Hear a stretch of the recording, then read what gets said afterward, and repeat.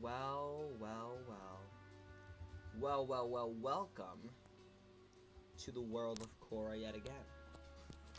Because royals of Cora, sun buns, citizens, mortals, whatever you are, we're back. And let me just say we're doing better than ever. Okay?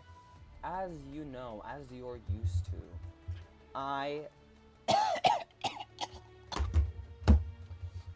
the showrunner. I'm here with the incredible star of the show, the animator, and also our co-animation director. Yes, that's new. The amazing, the fantastic, the mystical. Hello. Welcome. And guess what, y'all? Today, we are done with that Crescenta animation. It is complete. You will be seeing it very soon as it is composited by the amazing Caterworm. But in the meantime, we have started Mystical's first official shot on the concept. I believe it is shot like 9, 10, 11, I don't know. Wait, 8? Question mark? Let me just check. It is shot 12. I was completely off. Shot 12 of the proof of concept. And Mystical is starting to animate it. So yeah, we're here at the beginning of the pipeline yet again. We hit restart and enjoy the ride. Welcome. Also, Mystical, I don't know if you know this, but we have had so many new supporters and subscribers since the last time we streamed. We actually have double the amount of subscribers, so that's all just super cool. Yeah. Sorry. Oh, that's cool. Wait. Let me. Oh, jeez. That's awesome. I know, right? So we're gonna have more people in the stream, hopefully, unless no one gives a damn. So let's see. Hello, Ivy. An OG, I'd say.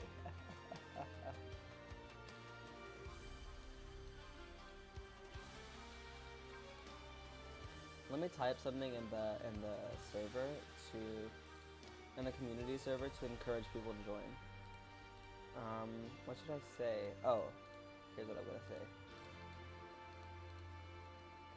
Watch the stream now, or you're all dead to me.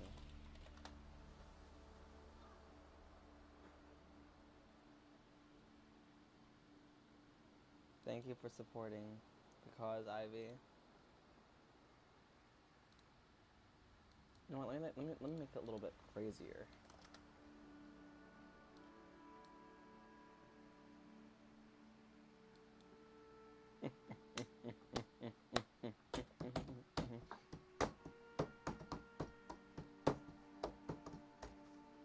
Let's see who's watching. Let's see who's...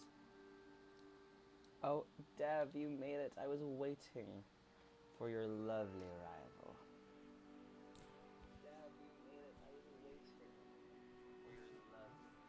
Yeah, I'm a bit quiet, and no one's saying anything about it, so I see how much you care. I'm joking. Here we are. I think you can hear me now. Meow, meow, meow, meow, meow, meow, meow.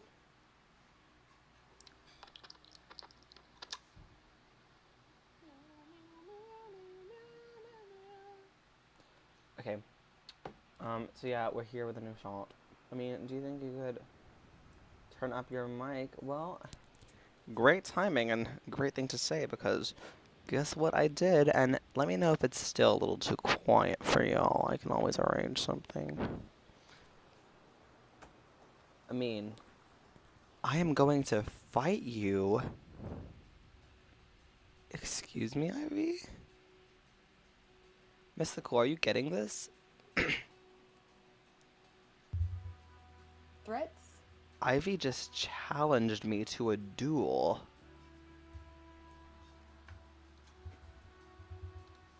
Who do you think you are, Ivy? Welcome, Soup Foddis. I love that username, it's so fun.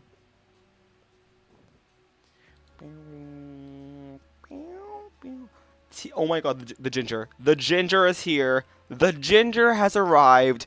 TLG Luke. If you were trying to get people to click with with clickbait river, it worked. Yeah, Mystical definitely whipped up clickbait river for y'all. Also, that was a really good drawing, Mystical. I regret getting rid of it. No. I asked for the scriptwriter audition thingy for a long time ago. So no, we don't really have a public, open, available casting call for writers at the moment. No.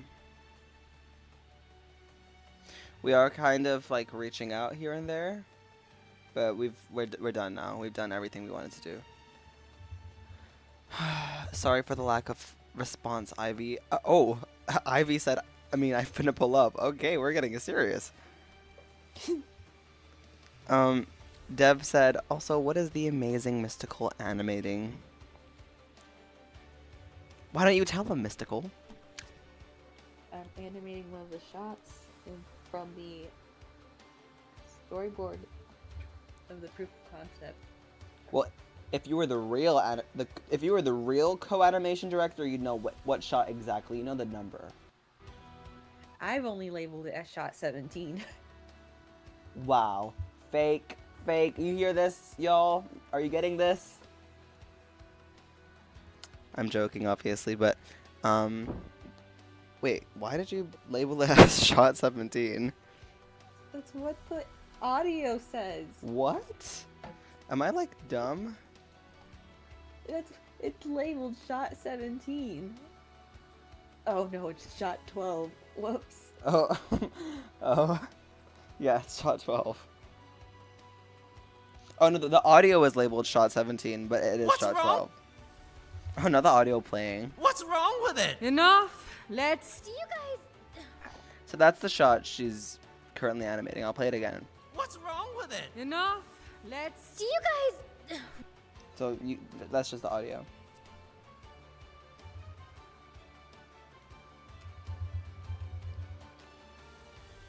And thank you for the lovely notes in Lobby 18.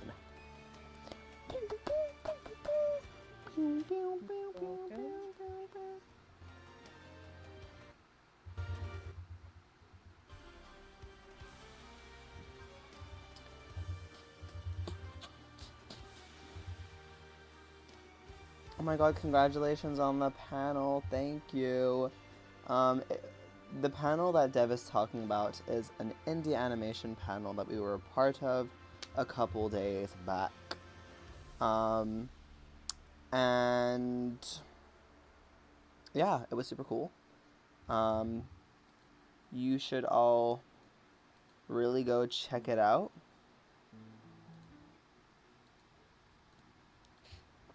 And yeah, it's Polaris Media. The YouTube channel is called Polaris Media. That's also like the studio that hosted this panel. They are creating the fantastic, amazing, beautiful, stupendous show Roswell, which you should also check out. And if you want to hear what we had to say and show, you can in the stream. But honestly, we didn't really say much. I guess like you get a lot more out of the streams that you're like watching now. I think that was just more so to invite new people who don't know much about the series to join. And there was a lot of us, so like the stuff that we say might get like lost. But still, you should watch it in order to learn about all these other indie shows and everyone you should like be subscribed to. Hello, Daniel Penelva Penigal. Here, as always, the amazing DPP. Can I call you the DPP? Or just Dan? Daniel. Wonderland a normal.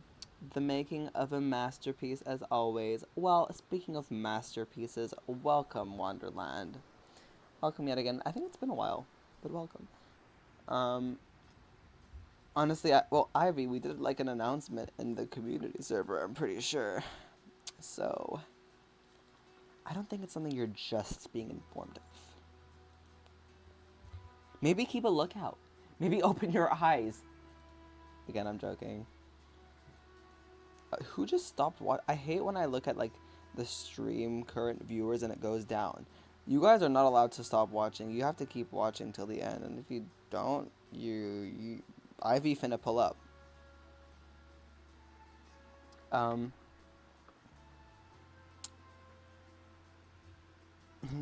DPP, as you wish. Excuse me? Someone else just stopped watching? You guys suck. I'm kidding. I'm so grateful. I must have been in China that day. Well, oh, you were actually in China. I don't know why that made me giggle. I'm gonna pull up, y'all stay in the stream. Exactly.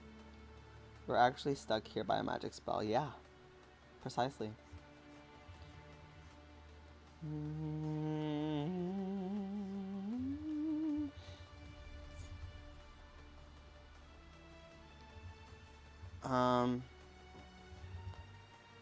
We're actually stuck here by... Oh yeah, I read that one. I can't believe the Sunnyside is going to Royals of Cora. I regret the typing this. What? Is this like some ginger language? I don't speak ginger. I'm kidding. That was something. Thank you for your contribution to the chat, Luke.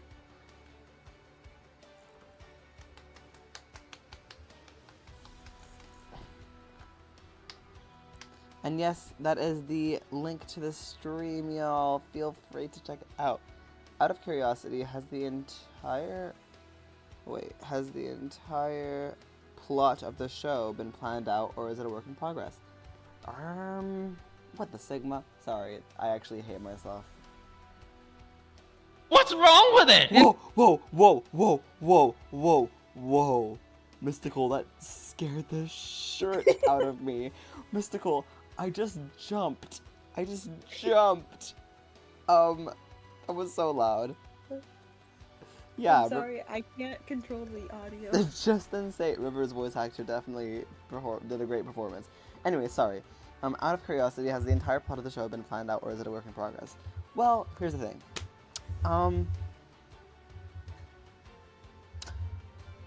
I guess we've planned it all out, but I truly believe that we will have changed it quite a bit by the time it actually gets translated to the screen and to writing.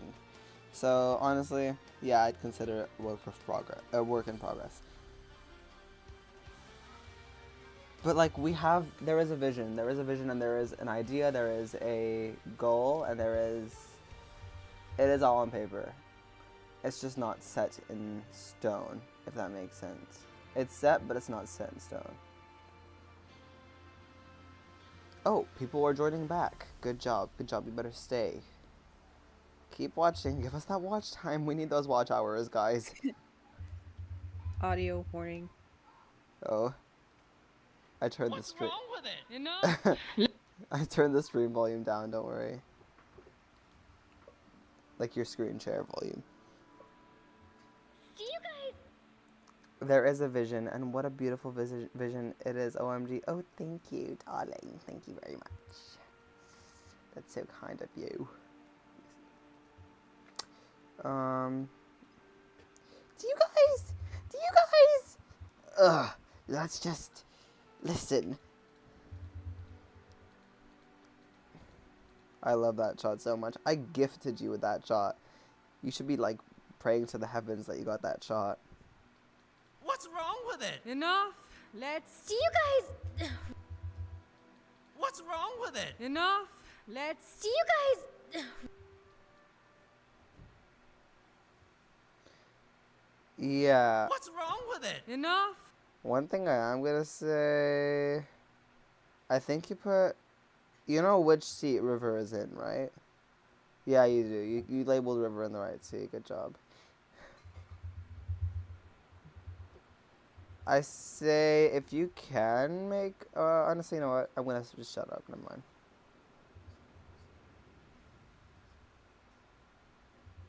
Yeah, for now I'm just doing like a really, really rough animation of Mm. this. Don't worry. I was just thinking about like when we actually get to it, how big River should be. But I think you made him the right. You made this stick figure like the right height. But yeah, no, everyone trust the process. The process is processing. Let's. Do you guys... To you guys. I Ugh. feel like I need to make Crescenta just a bit smaller. Yeah, yeah. She's being a little too tall for her own good. Or on. Yeah. Or. Oh, maybe that's like the storyboard's fault. Let me see. Well, she is consistently like the same height in all of them. I think you just have to make Hazel taller. But also keep perspective in mind.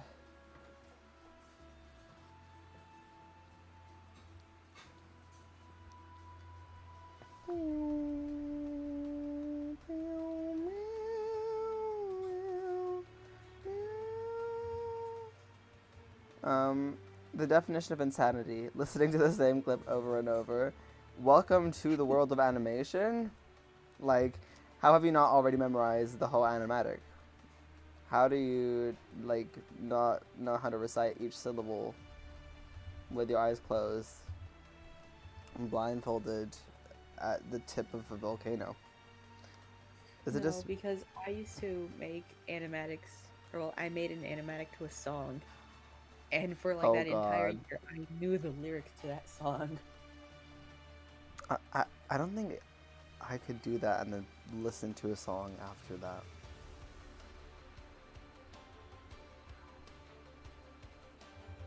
Oh, it's fine. Just stay away from it for a couple years. Yeah. Is it just me that thinks the teacher Isla sounds like Lady Dimitrescu from Resident Evil? I don't know who that is, so... You Y'all... don't? No. You don't? No. She's like the giant vampire with the scary fingers. Oh, wait, I just searched it up. Yeah, I do. No, that's a pretty... Well, I think the voice... Yeah. I see the voice. I feel like I've already asked... Whoa. But... Have I... Wait, why is this not... But I have the memory of a goldfish, so if you could, would Sunnyside dolls be a thing? Dolls... I don't know. Maybe. Maybe. That would make sense for us, you know? I just think the execution would have to, like, work out well.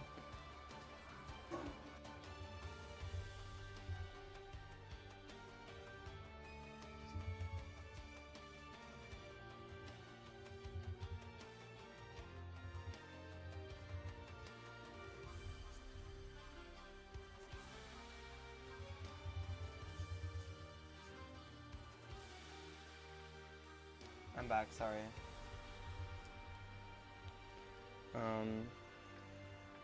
Placenta slayed so hard she got taller.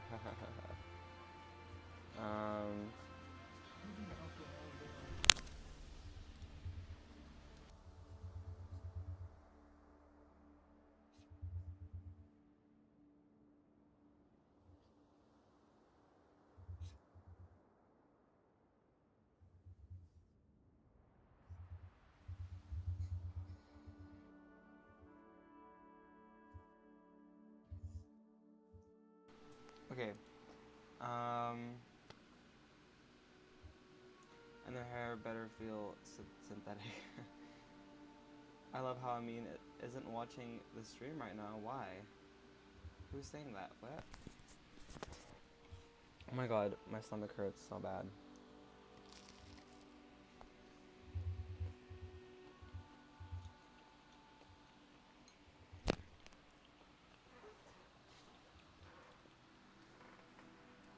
I mean, I basically experienced playing the same clip over and over with editing, but that's different because it's easier than animation, and also it's just my voice, so probably more self-indulgent.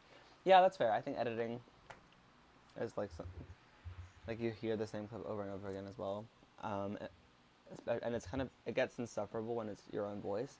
I imagine that must be a struggle for you, Luke. I'm kidding. I'm sorry. I'm kidding. Me and Luke have a history, you guys. But yeah.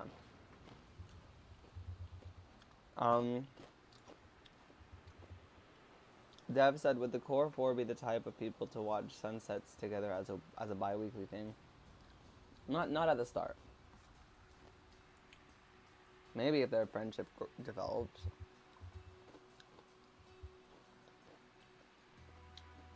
What's wrong with it? Enough. Let's see. Gotta move it. Enough. Let's see you guys. Let's see you. Nope. Enough. Let's see you guys.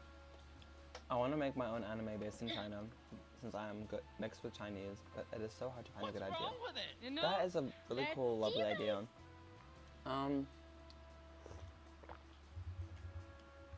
I mean, think back to your trip to China. Was there anything that like inspired you artistically?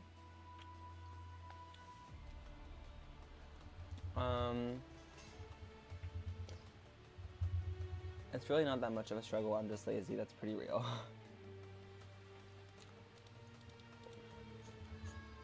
Wow. That's kind of disgusting. I think I'm done eating.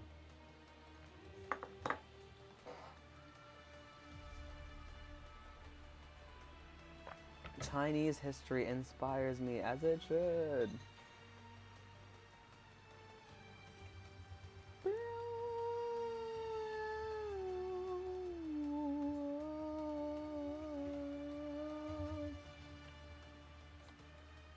You know what? Honestly, I want to do some multitasking, and I think this is gonna be fun and cool.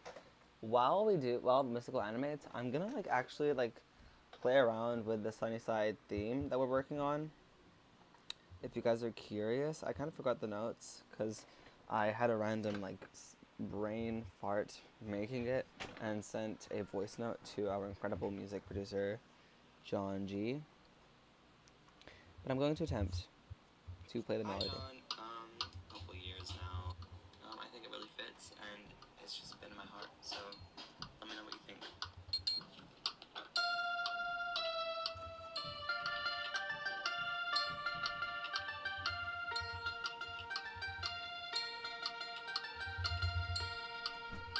Golden crusty morning, where's the slippers?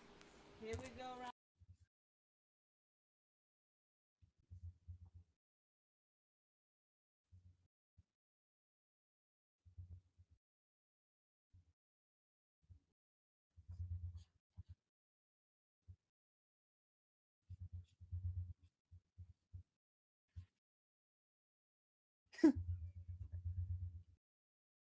Sorry, y'all.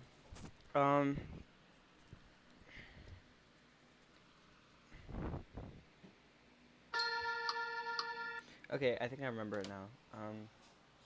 It goes like...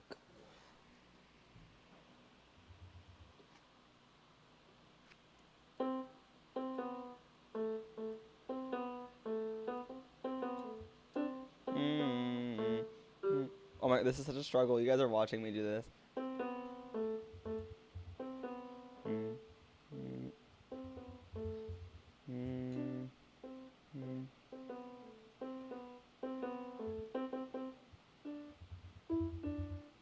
Okay.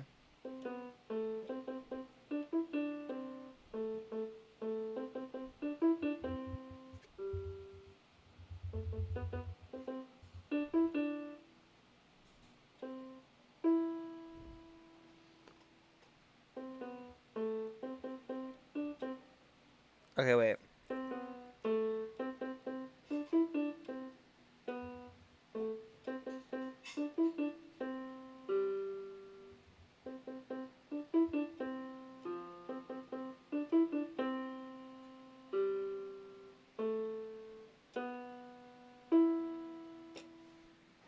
This is, y'all. Okay. Can. Wow, this is making people stop watching the stream. Or one person. Just playing around. Let's see. I don't know. Can they even hear it? Not sure.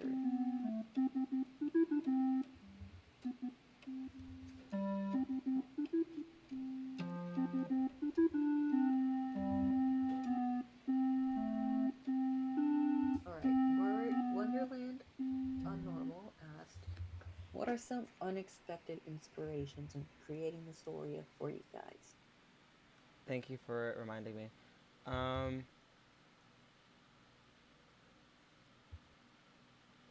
What were some unexpected inspirations on creating the story for you guys? Well,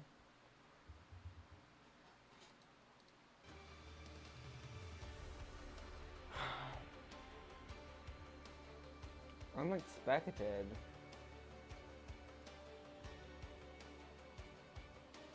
Like, I think to say you have a vision of what you want for this story, and as time goes on, pops in some new media or some other media, Oh yeah, oh and yeah. you get inspired by it.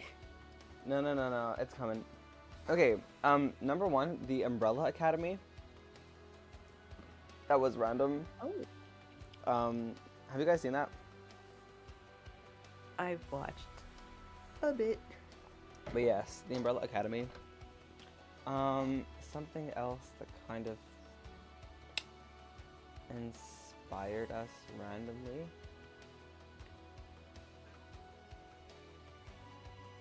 I mean,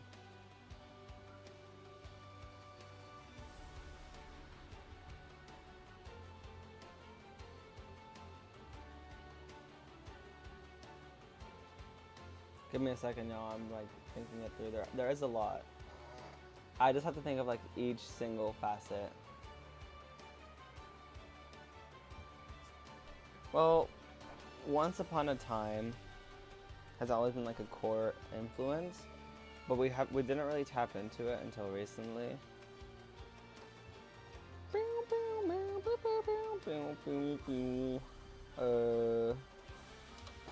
I guess I consider the Owl House a late influence actually, because I mean, SROC has been in the works and has been cooking up for quite a while, like even before the Owl House premiered. So I think like after like I became like an avid fan, it kind of started like seeping into the project a little bit here and there.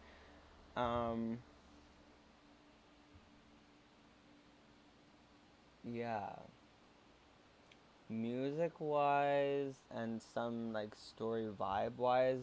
Oh, Infinity Train kind of popped in some places.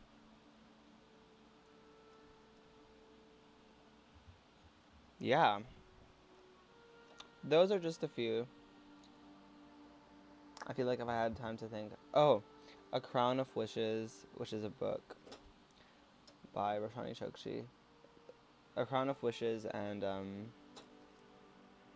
the Queen of Stars. Yeah. By Roshani Chokshi. Why does Crescenta look like she's about to fly over the desk? It's like that Foxy jump scare. The anatomy is so good. It also looks like she's like, I don't know. Also, when we like have her wobble, like you could play around with like the snappy animation style and like have her look like she's like flapping chicken wings, and like we just like have it like be smear frames. Do you know the vision? Do you get the vision? Yeah, I do. Let me think. Okay. Oh, that was like peak. We had had a moment there where we had 9 viewers. Come back. Come back, come back, come back to me like... Okay, sorry. Why does Cassandra look like she's about to fly over the desk? You read that? My girl is always ready for a fight. On a semi-related note, I know it's a lot, but how much goes into making a pilot like this? I don't know. I really think it's different for everyone. Technically, hey, we haven't even started the actual pilot, which is funny. But, it takes a lot of patience, a lot of dedication. I think you need to... I've talked about this before, but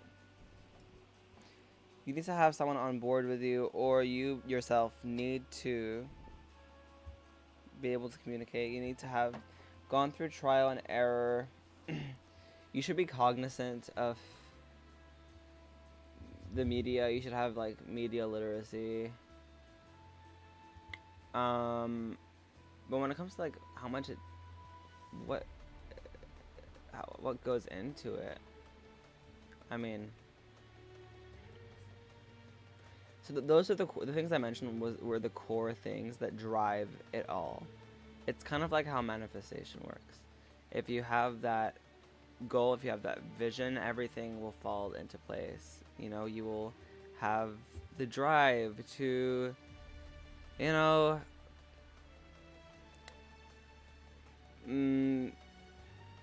recruit people as much as you can and put your all into promoting the show.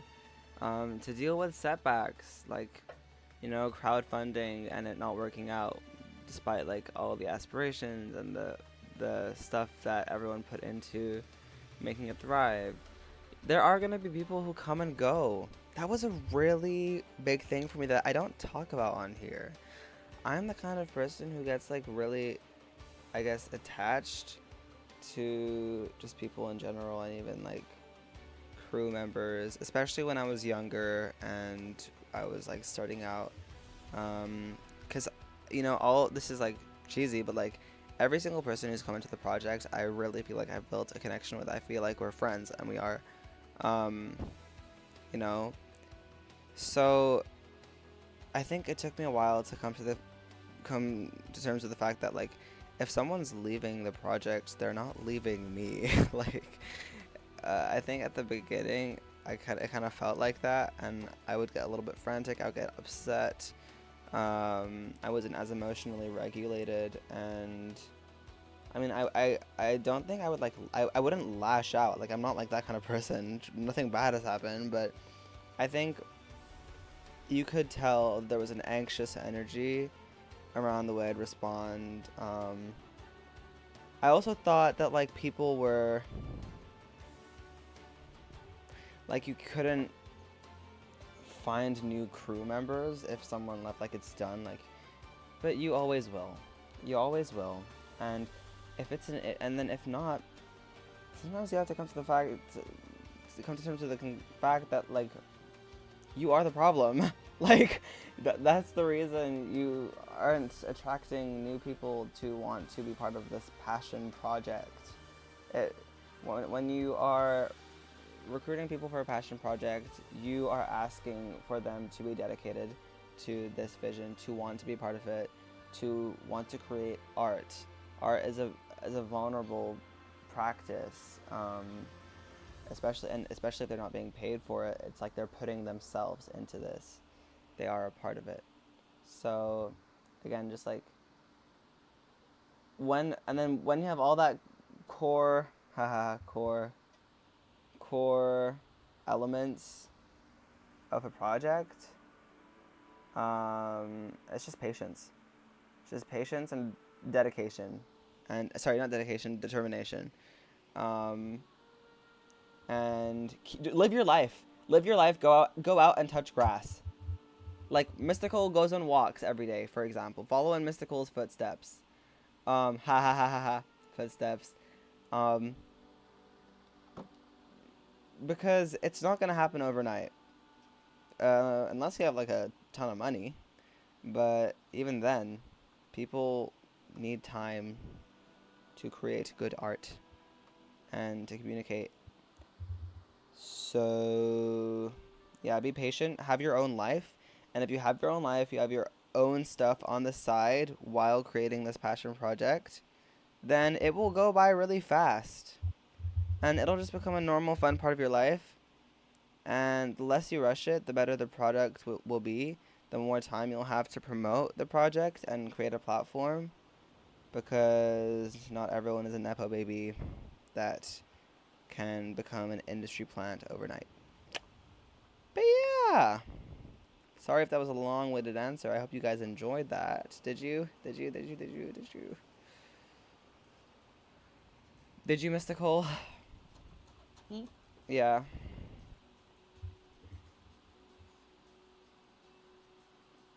Oh, I just said, did you enjoy that long-winded answer?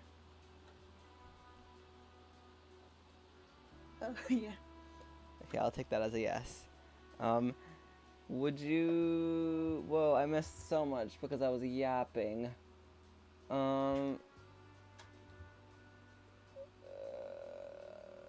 Thank you for loving the mystery and tone. That makes me really happy. Shapes I would give the Sunnyside characters. Sunnyside triangle. Okay, fair. I agree. Well, I would probably say a star, but I don't know if that counts. Hazel, a rectangle. That kind of works, actually. I would say oval. Hazel, River, a square. Yeah. Okay. Zephyr, a circle. Actually, I might switch Zephyr and River. Are you guys... Hold on. Are you guys talking, like, in a character design view? Oh. Wait. If you are talking on a character design view, you guys are, like, completely accurate. That's, like, exactly how we drew them in the character guides. Yeah. Chrysanthemum triangle, Hazel rectangle, River square, Zephyr a circle. Design-wise, you're spot on.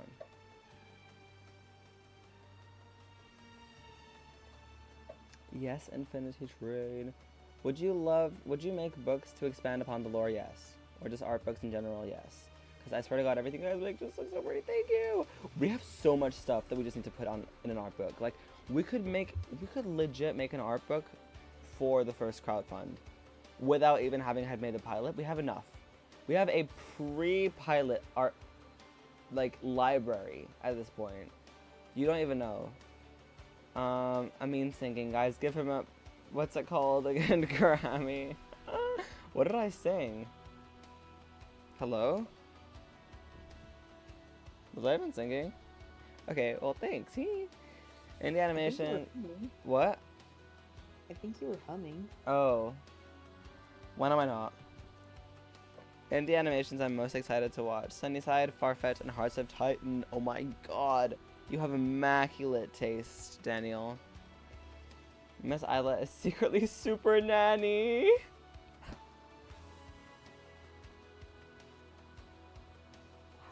Oh my god. Why do I see it?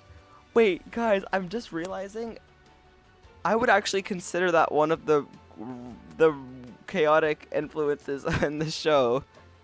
Super Nanny. Yes. I think, like, I would watch hours and hours of Super Nanny, and I think I just, like, made Joe Frost Miss Isla subconsciously.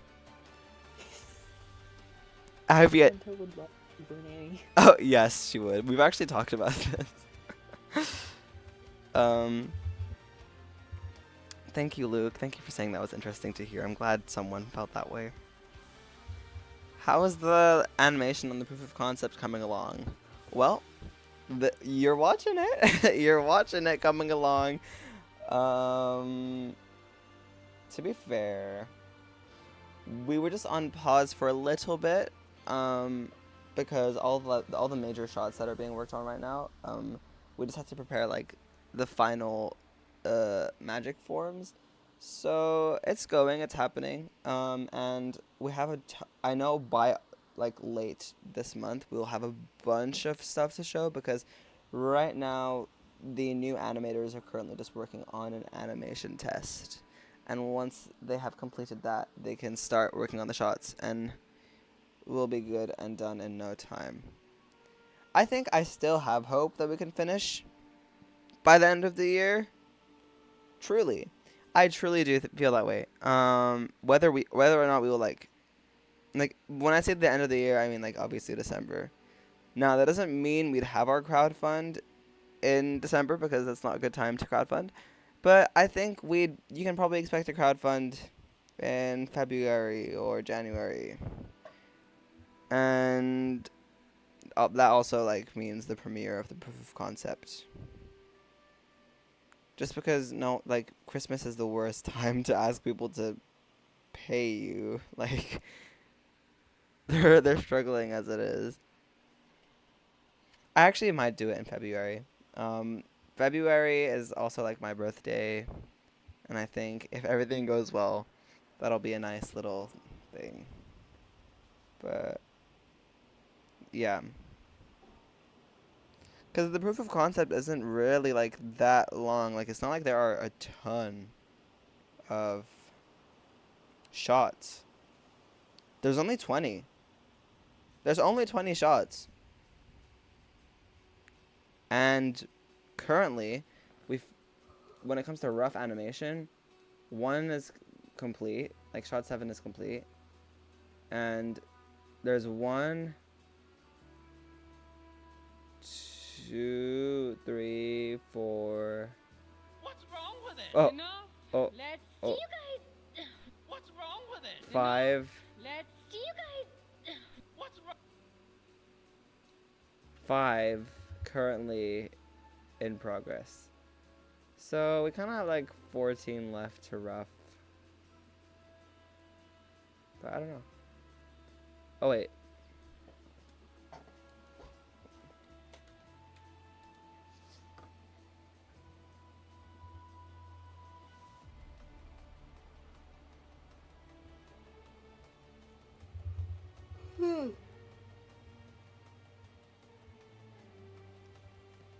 Oh, thank you, Dev. I'm going to be posting much more today, hopefully. Actually, I'll do that now because I'm not lazy. Everyone, I totally work on the show. This is like a running joke with you, Ivy. I will never confirm or deny. DPP said, will the show have the chaotic gremlin kind of character? Namona is a good example. Looking at her. I was gonna say that! Thank you! Thank you. You are looking at the chaotic gremlin. That was so well timed. When you do criticisms on the animation tests, what do you normally point out? Oh, that's a good question. Well, let me ask our co-animation director here, if you want to answer. What do you think are some common criticisms on animation tests? Some common criticisms would be just regarding perspective and the timing of things. Period. Continue. As well as trying to keep the movement a little fluid. Not kind of.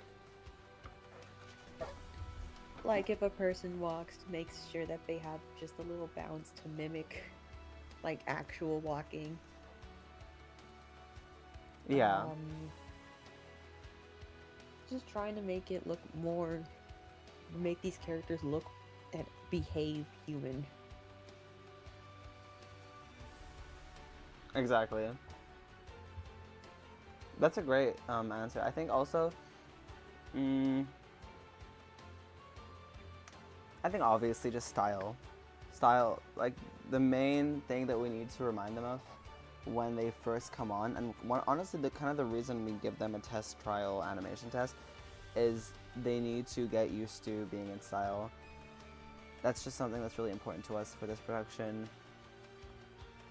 And I think for all the artists that are coming onto our project seeking experience to eventually go off into the industry, or who do want to try out like something that is a little more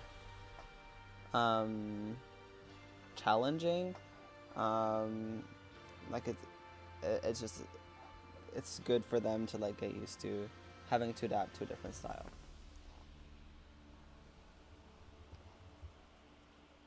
And we do always like list that when we are bringing people in so that they know what our expectations can be like. When you do criticism, oh yeah, loving chaotic gremlins, pretty real. On the 4th day of Christmas, Sunnyside gave to 4 chaotic students out control powers, a school infested by nature, and proof of concept, a super dramatic backstory, a picnic, and crowd fun for all.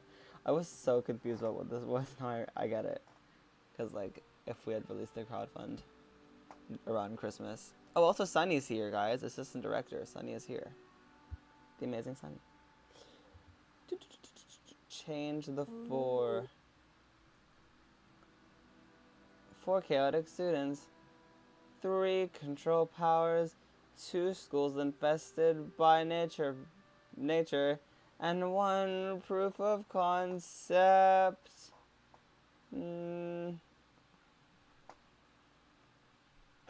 Yeah.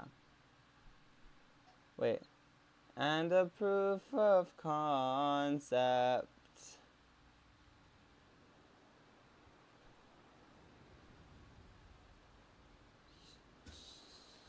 Now do it to the tune of the song. Okay, Luke, damn. Whoa, also, why did everyone leave? Everyone left the stream when I started singing. Do you know how humbling? Do you know how humbling of an experience that is? For everyone to leave the stream the moment you start singing? You would be, like, scarred if you saw the bar right now on YouTube. Like, that's, like, negative 1 million aura. Maybe it glitched? Oh my god. It says 0 people are watching, but everyone's watching. Not watching? Whatever. Whatever, YouTube. Okay, 4, wait. 1, 2, 3, 4, 5, 6, 7. On the 7th day of Christmas, Sunnyside gave to me 7 chaotic students, 6 out of control powers, 5 schools infested by nature, 4 proof of concepts, 3 super dramatic backstories, 2 picnics, and a crowd fun for all. Guys, this is not Christmas time. I forgot how it goes.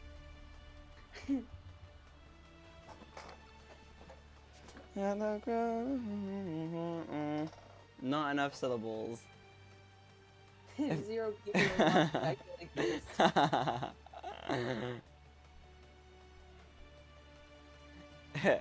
It's giving, like, if insert person has 0 haters, I'm dead. And a chaotic gremlin of stars. And a chaotic gremlin of stars. Darn you, YouTube, I can't write a long comment. Oh. Yeah, I don't know why there's a countdown. We need people like Ivy to spam.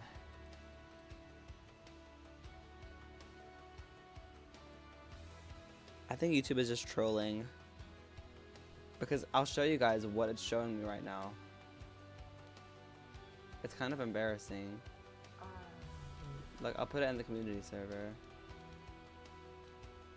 So, it's like how many people are watching, right? Like, that's like what it's supposed to be showing. Go to the community server and you'll see what I mean in the Classroom General channel. Oh, okay. Like, look how it just goes down.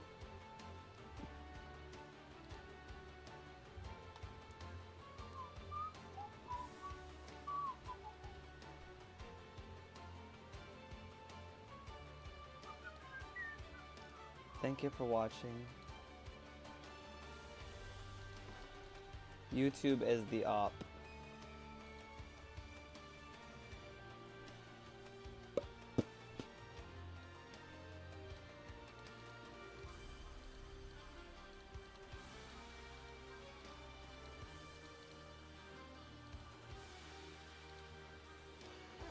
Yeah, I don't know what it's saying. It's What's wrong with it? Whoa. Enough. Let's. Do you guys? What's wrong with it? Enough. Let's. Do you guys? What the? What's wrong with it? Enough. Let's. Do you guys? What's wrong with it? No, no, I moved it too much. With it.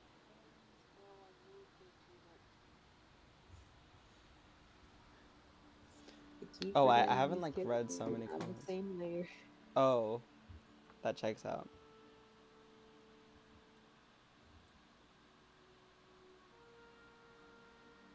When is my birthday? February 28th. If 0 people, oh, I read that one. I mean, do you ever give advice for new people that join the Sunny crew that seem nervous to begin? You're practically asking for a new yap session. That was like, please give me a new yap session. Okay. Well, also I'm kidding, don't worry. You know how much I love to yap. But, well, if someone, that rarely happens, because I guess we do have some very good resources to provide them. But if someone did come up to me and said, I'm really nervous to begin, and I were to give them advice, I'd say that don't worry at all, because we are quite a flexible project and community, something that we get quite a lot. Deadlines are very light. We don't really even, well, please try to be timely, but they're very, like, as long as you communicate and you're updating us, they don't really matter at all. It's just an idea of a date, like, it's kind of like a suggestion. I'd also say that, you know, if we ever run into issues with communication, we're always open to, like, voice chat or any other method that you'd be more comfortable with. We are yappers, which is great for a production, because you can ask however many questions you want, and we're going to answer them one by one. You know, I've heard about projects where directors will straight up just say, can you stop asking questions? You're asking too many questions. And it's like, oh, so you clearly don't care about your vision, because they're asking questions in order to get a better grasp on, like, what you're looking for. So I'd say that we're very open to questions, and you should totally be asking as many questions as you can, or as many as you want to ask. That we're just here to have fun, and we're kind of like a really good project. I can't lie, like, not to toot our own horns, but, like, also we have a lot of cool resources and stuff, as I said, like documents and everything to help you get started. And there's so many of us in here who have been in the project for a long time, and there are multiple leads who can support you. Like, it's not just like 1 or 2 people, it's like a ton. Yeah. She is the short one. Yeah, that's why she's the chaotic gremlin. Someone help me, I just remembered that it means birthday's in February. Yes. That's good. Thank you for remembering, Ivy. Someone lock me up. I'm gonna pull up. Luke the Ginger said, oh my god, TLG, the Little Ginger. That's what TLG stands for. The Little Ginger Luke says, Placenta is also seemingly the favorite as far as I can tell. I'm not sure how accurate that is. Yeah, I think that's pretty accurate. She's kind of like our mascot. She's also like a lot of people's favorites. This is the longest I've stayed at one of these streams. I was thinking that. Thank you, Luke. I think I really reeled you in there. Ivy said, I yap a lot. What's wrong with it? Pretty real. Let's. Do you guys? What's wrong with Luke, it? you Enough. caused a yap. Let's- Sheesh. That is crazy. What's wrong with it? Enough. Let's. Do you guys? What's wrong I with tend it? to ask Enough. a lot of questions because I'm always willing to learn about things. That is an excellent quality, and we're always grateful for your questions. I have a knack for doing that. Excellent. Okay, time for the question. In the past of Cora, there was kingdoms of other kinds of magic. Oh, was there kingdoms of other types of magic, like the kingdom of blood?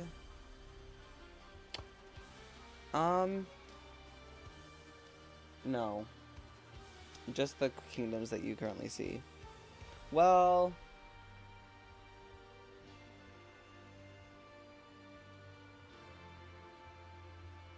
what they have been called over the years may have varied, I suppose. But no, yeah, what we got. It does not actually stand for the little ginger, but I'm going to store that in my mind to use as a gag for something later. Yay! Or the kingdom of writing.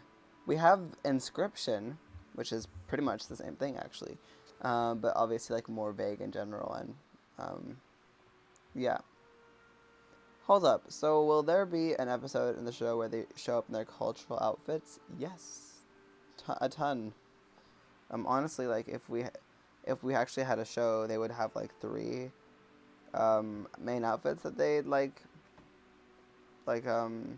scroll through, and the others would definitely be more like cultural. Minus the fact their clothes are inspired by the country. Yeah. Thank you for acknowledging that part.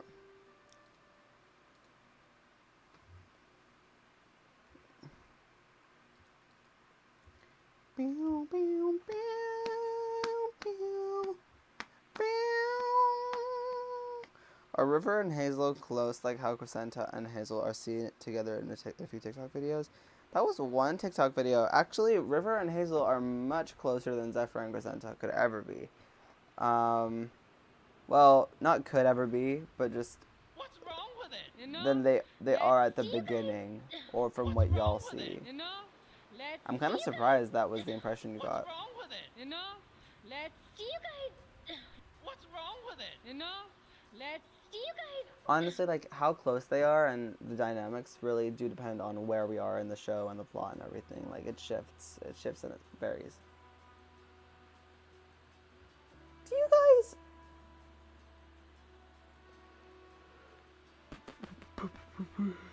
I'm obsessed with how they're moving.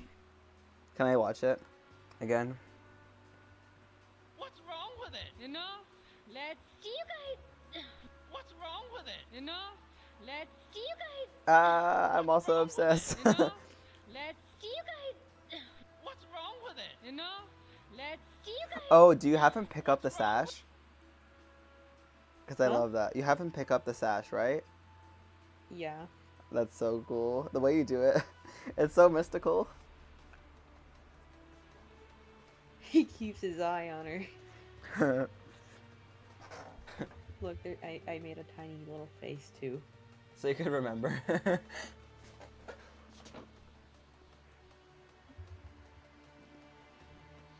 Yeah, River's voice actor really made people like him more. Something I noticed. Justin Saint. The Saint.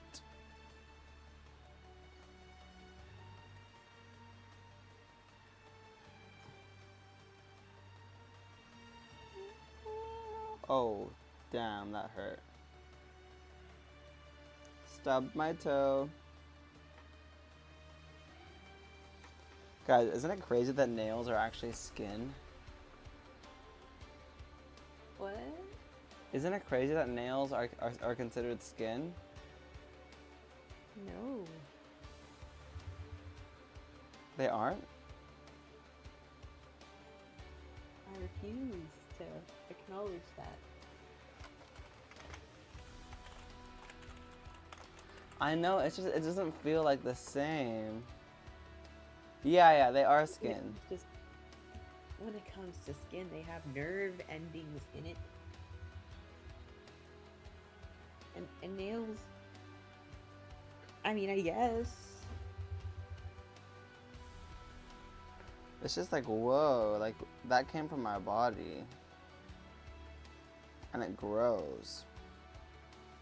It doesn't feel like the same substance, you know what I mean? Like, the same material.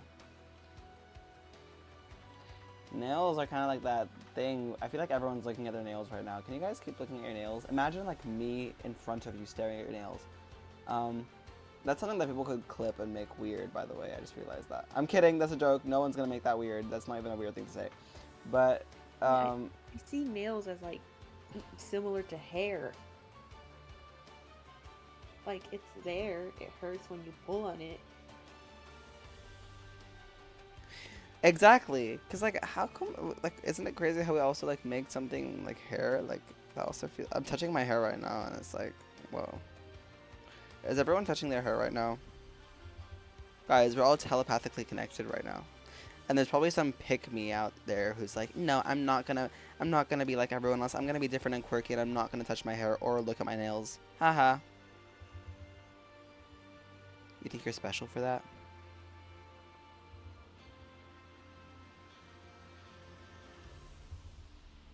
Well, let me give you a reality check, bud. You're not. Oh, yes, Neff, I completely forgot.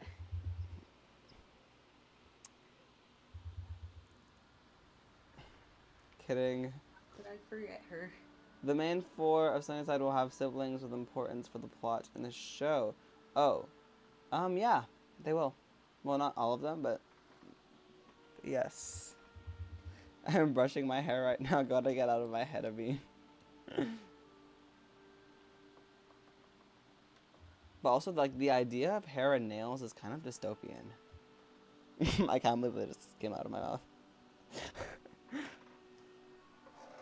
Ah, yes. Hair and nail. Eyeballs are dystopian. No. Eyebrows are dystopian. You know what I'm saying? Like, how come they don't move or, like, get longer? It just, like, it's like, it gets to a certain point and then it's like, okay, on fleek. I'm done now.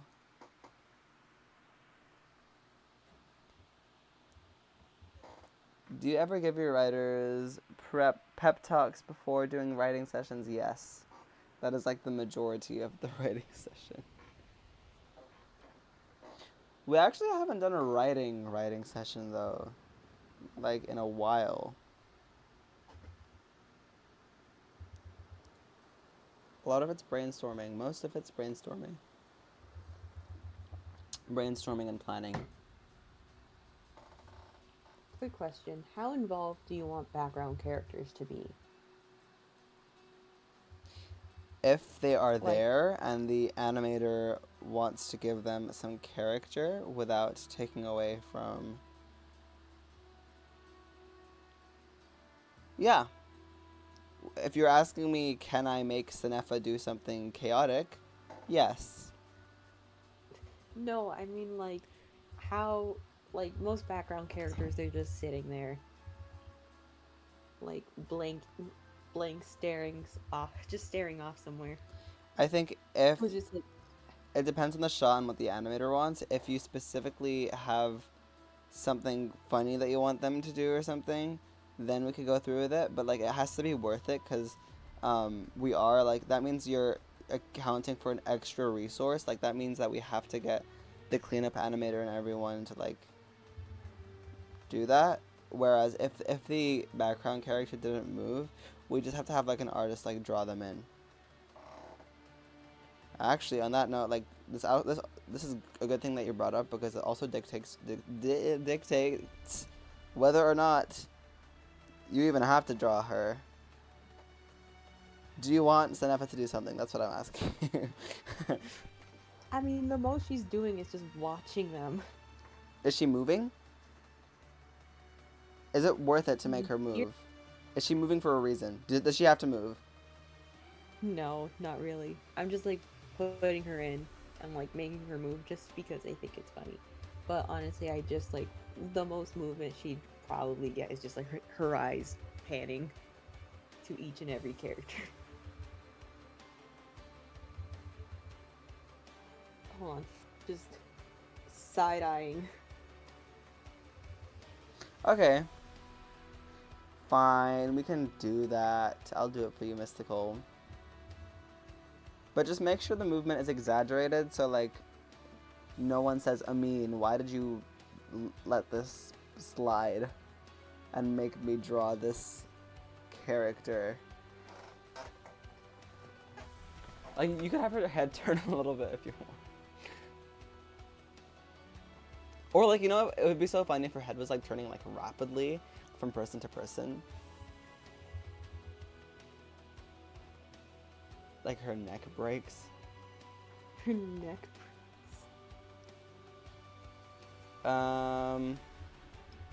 I mean, will background characters be some fan OCs? Well, that's one of the tiers for the eventual crowdfund. So if you pledge enough for that to be the case, then yes. That sounded really capitalist of me. I'm sorry.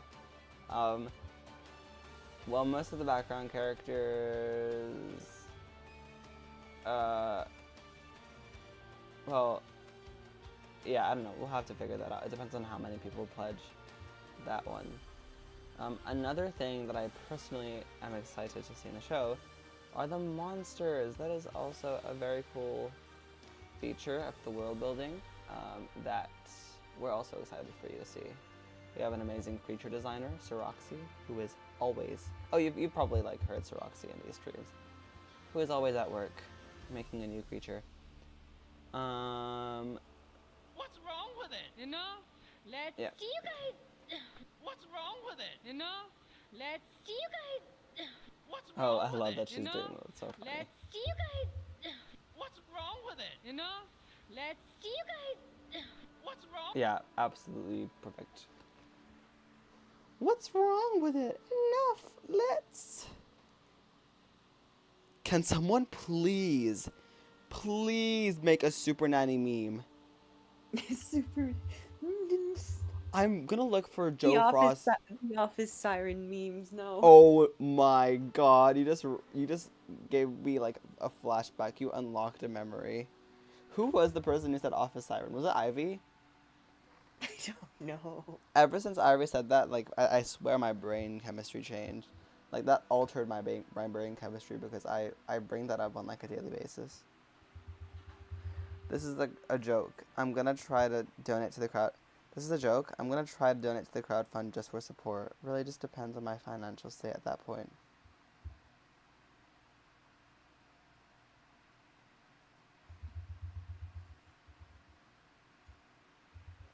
I don't know what to say to that because he said it's a joke. Maybe Luke meant to say this isn't a joke?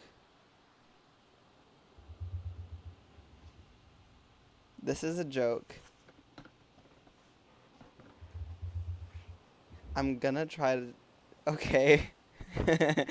Thank you for the sentiment, even though it was a joke.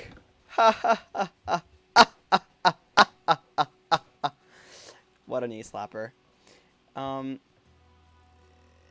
It's me. It's always been me. And yes, I said the Office Siren thing.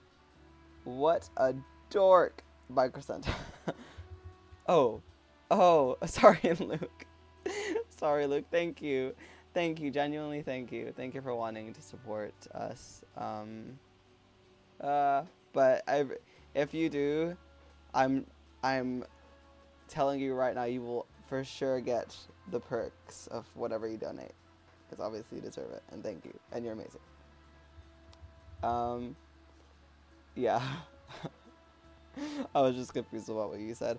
Out of curiosity, what's the dynamic between Glacier, Aurora, Blaze, and Sinefa? What a cute question. They're roommates, and they were roommates. Yeah, they are. So they have their own house that they live in, similarly to the main four. They're the secondary four, or the antagonist four, but they're kind of not, but they kind of are. But well, obviously Blaze and Aurora are siblings. Aurora and Sinefa are friends, pretty close friends. Blaze and Glacier are very close friends and have been for quite a while. So they all are kind of connected to each other, even prior to Sunnyside. You know, most students actually got to choose who their roommates were, but the funny thing about our main four is that they're kind of like the only ones who didn't. Because, number one, Crescenta's only friend was Aurora, and stuff happened between them, so Aurora's kind of a loner. Hazel has been basically Rapunzeled her whole life, and sheltered, so who is she gonna go to? River has mostly just been friends with non-royals, and hasn't, I guess, made any strong royal connections. Zephyr has his own things that he has to deal with, but similar. Oh no, Zephyr was like friends with Blaze and Glacier. And at the point of the pilot, he still is, but I guess he didn't make their house. Like, there was no space, so he's kind of bitter about that, the fact that he couldn't be in the same house as Glacier and Blaze, so he has to be with like the other three. So yeah, and I guess the dynamic between all four of the secondary four is just I guess everyone kind of sticks to what they know. So like Sanefa and Glacier probably wouldn't interact as much. Yeah. Ooh, excited Dev. The anti-4, since they would possibly be anti-heroes or antagonists. Yeah, pretty much. I genuinely want to see this series to happen, along with more indie animation. I genuinely want this. I genuinely want to see this series happen, along with more indie animation as a whole. Thank you, Luke. Yes, for sure. Same. I want so much to see the main four with a non-royal friend, the dynamic of them. Yeah, I guess Crescenta and River are the only ones who had experience in that field, although like it's a complicated dynamic.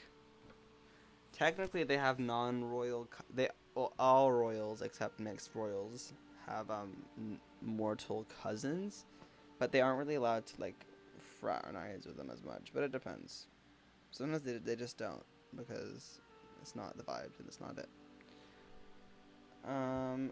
No joke. I mean, you should give me a joke staff role or something. Like, it's a role called joke staff. Yeah, honestly, considering how much you say it, it would kind of be funny what if we put that in your name? Like, Ivy, and then in brackets, joke staff. Enough. Let's. Do you guys really think?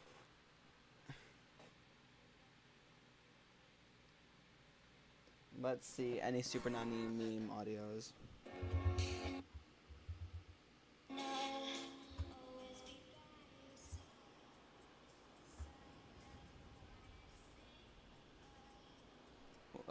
Joe Frost.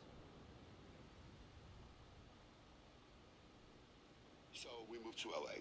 Okay, So we moved to... you guys do need my help, because this is totally unacceptable. I'm on my way.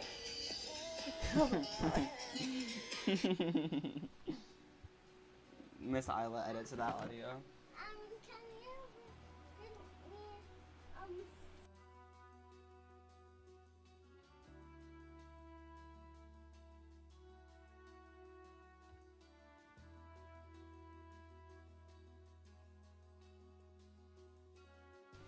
Okay, let me see if there's anything else. Help me.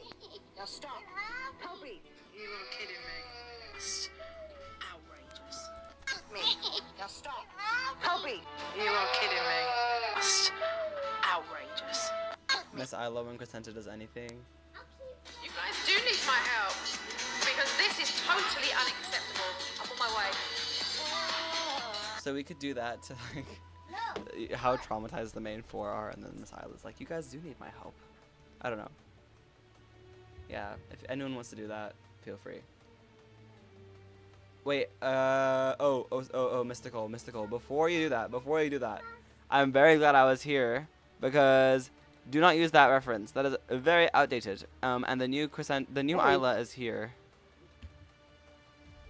Wait, where did you get that image from, Mystical? Official turnarounds. Okay, I'm gonna tell you right now. This is my fault, but I say just stay away from the Discord for references for now. Just go into the Google Drive. The Google Drive always has the most updated ones because we changed our turnaround like 2 days ago. So if you could go to the Google Drive and then find Miss Isla's folder, you will have access to the most updated references.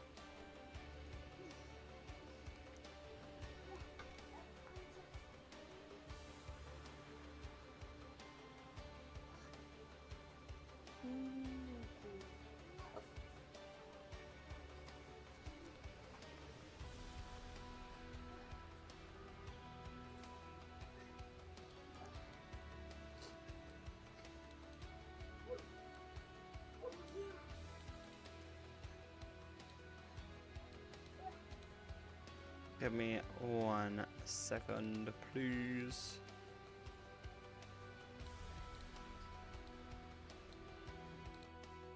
Oh, whoops, that is not at all what I meant to do.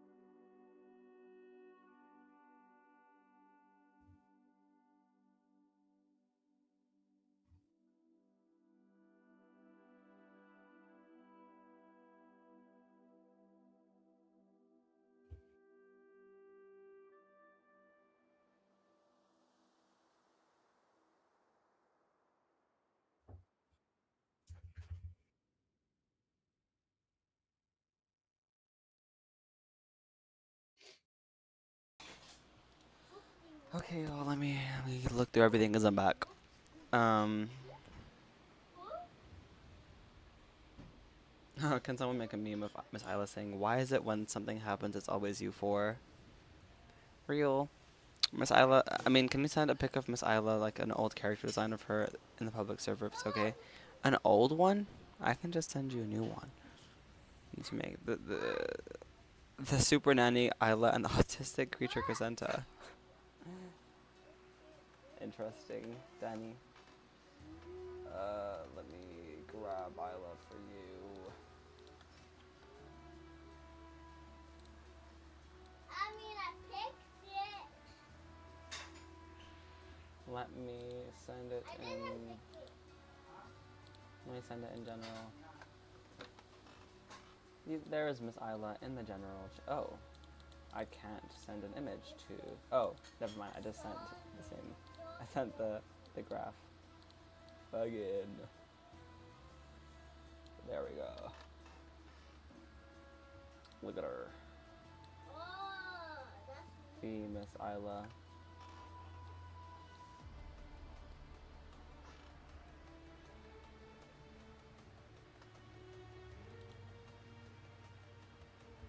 Anyways, did you find the new turnaround, Mystical? Yep. Delightful.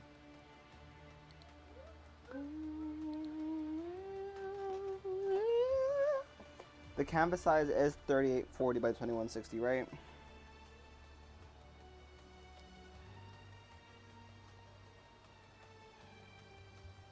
How much? 3840 by... It is, never mind. I'm looking at it and it is. It's right. I'm just checking because this is like gonna be zoomed in a bit.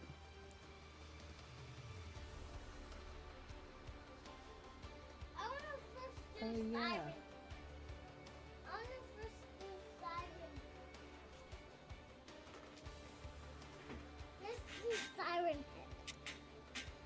Let's do the giant siren head.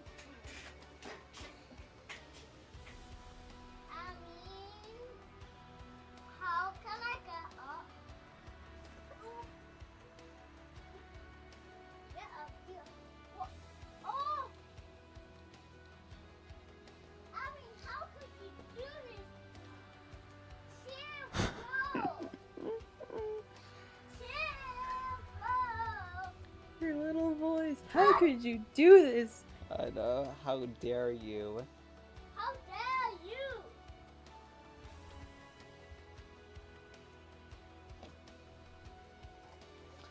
Hey!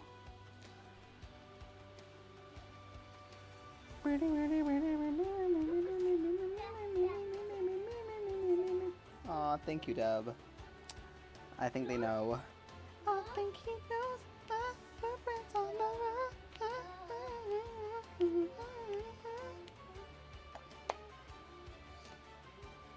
Whoa. The office siren hourglass.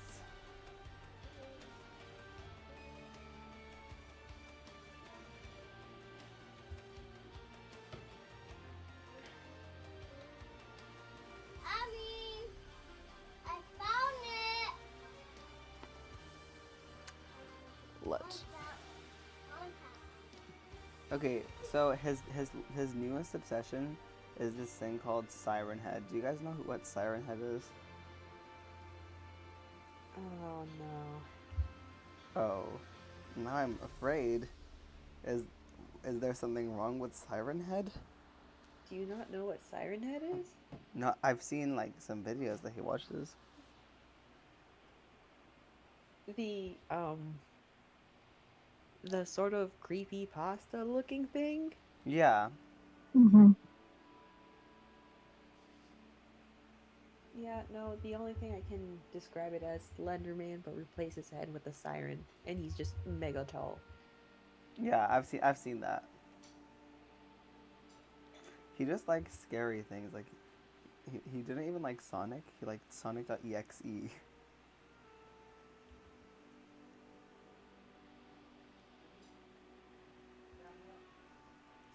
I know, right, Daniel?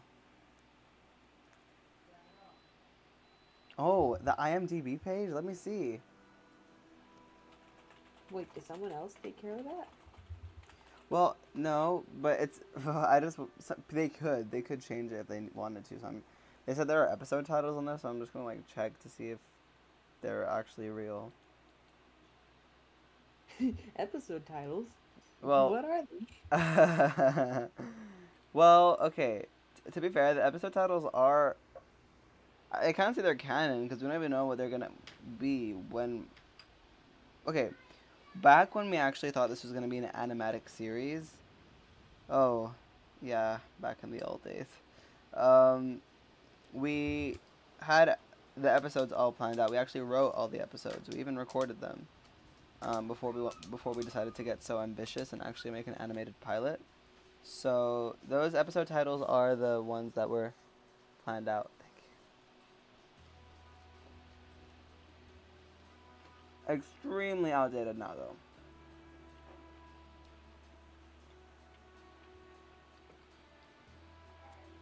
Like, we had listed the episode 1 as Royal Beginnings, episode 2 is Magic Basics, episode 3 is The Weak Prince,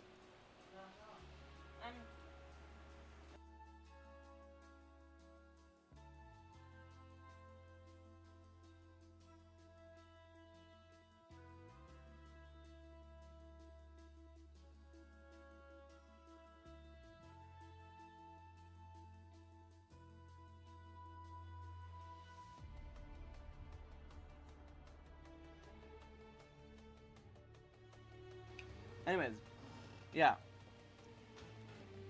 So those are the episodes that we like wrote. Honestly, if you guys want, for the heck of it, I'll just say that the old episode title names, just for some Sunnyside crew lore, if you're interested. Like, the way it was originally supposed to be, and this is 2022, I guess, if you want to know, if you're really that curious. But we had them down as Episode 1, Royal Beginnings, Episode 2, Magic Basics, Episode 3, The Weak Prince, Episode 4, Alchemy, Episode 5, Friendship, Episode 6, Deception, Episode 7, The Principal's Party. I think we changed it to like the Grozax Festival or something. Episode 8, The Tournament, Episode 9, Responsibility, Episode 10, Practice Makes Imperfect, Episode 11, Hero Cleanup, Episode 12, The Kingdom of Stars, Episode 13, Harmony, Episode 14, Short Wind, and then How many the end of the season would be Episode 15. I forgot what it was called. Did we even name it? Oh, Episode 15, First Years. So, again, obviously that's not like the actual episode list because it's outdated and that's what we were originally planning. But yeah. Oh, was there a Proto Sunnyside? I've never heard anyone call it a better name. Thank you, Daniel. Proto Sunnyside. That is what I'm calling this from now on. Perfect way to sum this up. Perfect. Wait, technically that was like Proto Sunnyside 3, but let's not talk about that. Yeah. And the craziest thing is we have scripts. We have scripts for all of that. You know, like, so, and the thing is, I'd love for people to like actually like read them, but a lot of it is probably like plot points that we are going to keep. So, sorry, spoilers. But, Dev, let me just nudge you. Anyways, the song, for some reason the song I Am the Very Model of a Major General is in loop in my head. Real. What playlist? What playlist?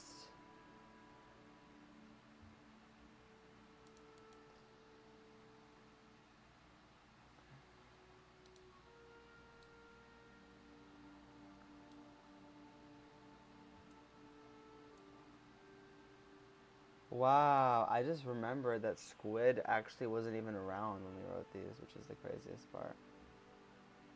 Well, very outdated.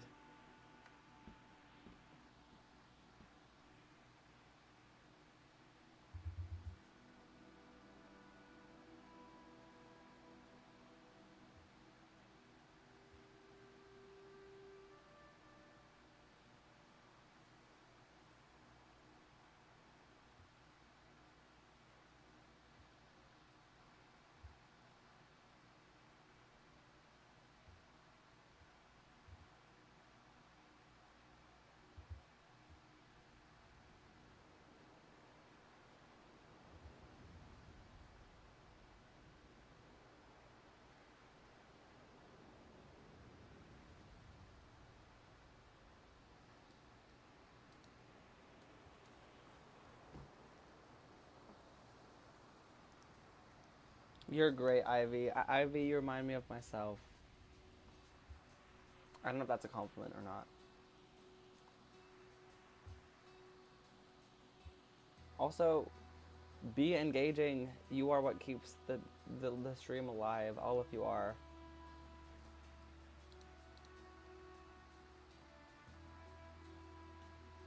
I mean, honestly, like,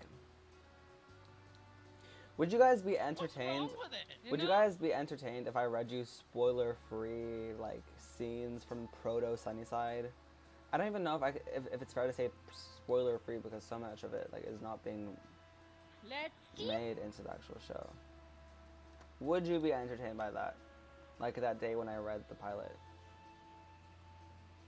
If you're not gonna be entertained by it and you'd rather just the same thing where I just like answer questions with mystical and stuff, feel free.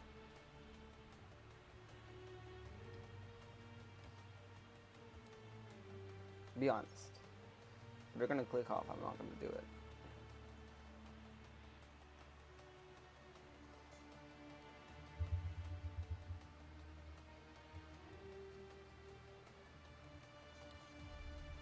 I've only gotten 2 responses.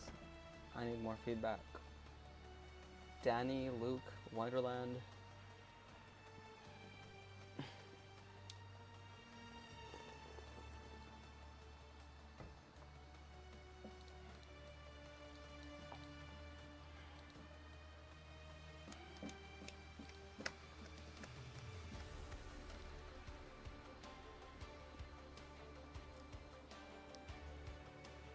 Okay.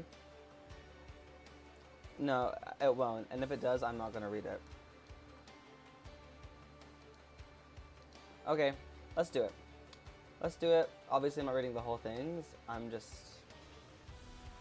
showing you guys interesting stuff. Also, I keep getting the feeling the music is like loud.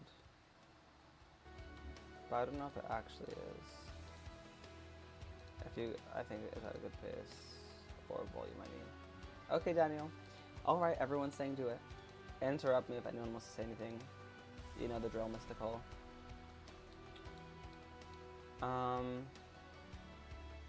Again, if the music is too loud, please tell me, y'all. You know what? I actually want to switch to Hazel's theme for a sec. A nice change of pace.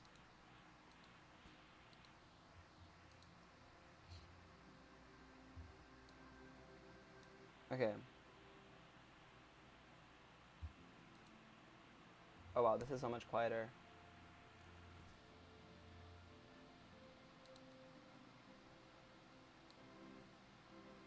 There we go. That's good. So let's just start with magic basics. Again, disclaimer, the writing is outdated. We have all become better writers. Okay? The characters sound different. Like, so many things are different about these characters. Like, this is proto Sunnyside. Remember that. Do not judge the current show based on what I'm about to read to you. Anyways, so, interior, kitchen, sunrise. We can see River, Hazel, Crescenta, and Zephyr, who sit around the dining table. They're eating breakfast, and it's very awkward. This would be the second episode after the pilot. Zephyr. Where did you learn how to cook? Hazel. My mom taught me. Is it really that rare to see a royal cook? Crescenta. Hazel, I'm like 99% sure that you're literally the only princess here who can cook. Hazel. Haha, probably. But honestly, I think cooking is a lot of fun. River. I like that you put coral fruit in it. It reminds me of home. Hazel. I'm glad. I actually tried to incorporate a little bit of all your kingdoms into this. There's some awkward silence. Crescenta stops chewing for a second and looks at her food closely while raising an eyebrow. Really? What did you put in from my kingdom? Hazel. Solaris stroots? They're the main part of the dish. Oh. There's some awkward silence. Hazel stands up. We should get going if we don't want to be late. She goes up the stairs. River. She's right. It was, nice eating with you guys. Crescenta. Was it? River. Mm-hmm. Oh, I love that line so much, even now. It's kind of funny. Was it? Oh, she's so real. I can already see the face. Hold on, let me just draw it. Her head's gotten tilted. I can't lie though, like, we were like kind of chaotic with some of this shit. Oh my god, sorry. Stuff we wrote.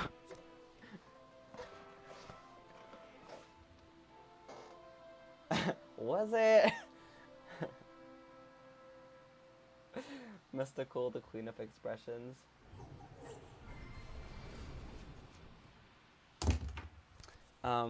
River walks away awkwardly. Zephyr and Crescenta stay. So what's your deal? What? Ugh! I mean, which kingdom did you come from? Why are you here? Okay, pause. We'd change that today. Because everyone knows which kingdom each other are from. Like, they have brains. They can see heal emblems. Anyways, but also asking Zephyr that question is fair because Zephyr does not really represent his kingdom very well with his red jacket. Anyways, back to the script. Zephyr, you really gotta work on your tone. Answer the question.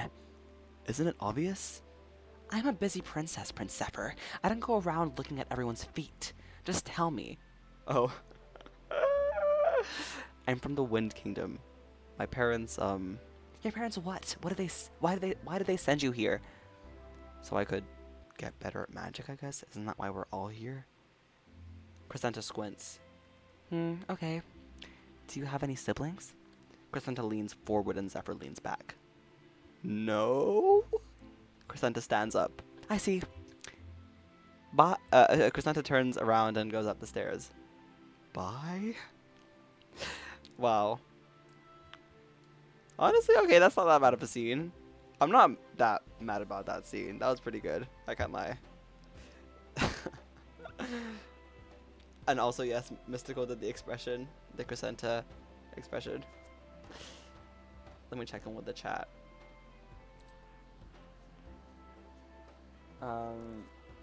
Hazel's theme sounds like a very soft royal lullaby. I love that. It's natural to hate your old writing. It means you've hopefully improved. Yeah, I hate my own writing from like last year. Yeah, that is such a real thing as like any artist, especially if you're continuously improving and working on it. Daniel said, I mean, I still don't like my writing, so no judgments here. Daniel, you need confidence and you need to know that like it's a work in progress. Zephyr has only child energy. Real. He is. I still don't like my... Wait. Everyone check the server in general. I'm scared. Okay, you guys are gonna get my live reaction to whatever's in general right now. In the community server.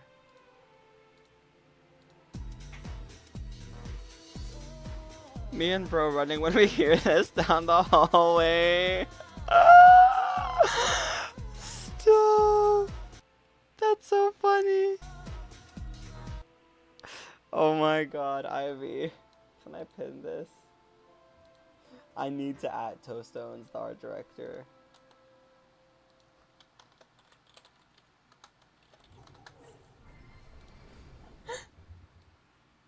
That's so good. Okay, let's continue. Ivy, you're amazing. You're a star. Okay, Fate 2, inside the Magic Basics classroom. We see Hazel, Crescenta, Aurora, Salisa, Sinefa, and some others sitting in the Magic Basics classroom. Hazel sits next to Crescenta in the second row, and Aurora sits right in front of them in the first row. At the front of the class, we see Miss Arcadia, who looks excited to teach. Hello there, everyone. I'm your Magic Basics teacher, Miss Arcadia.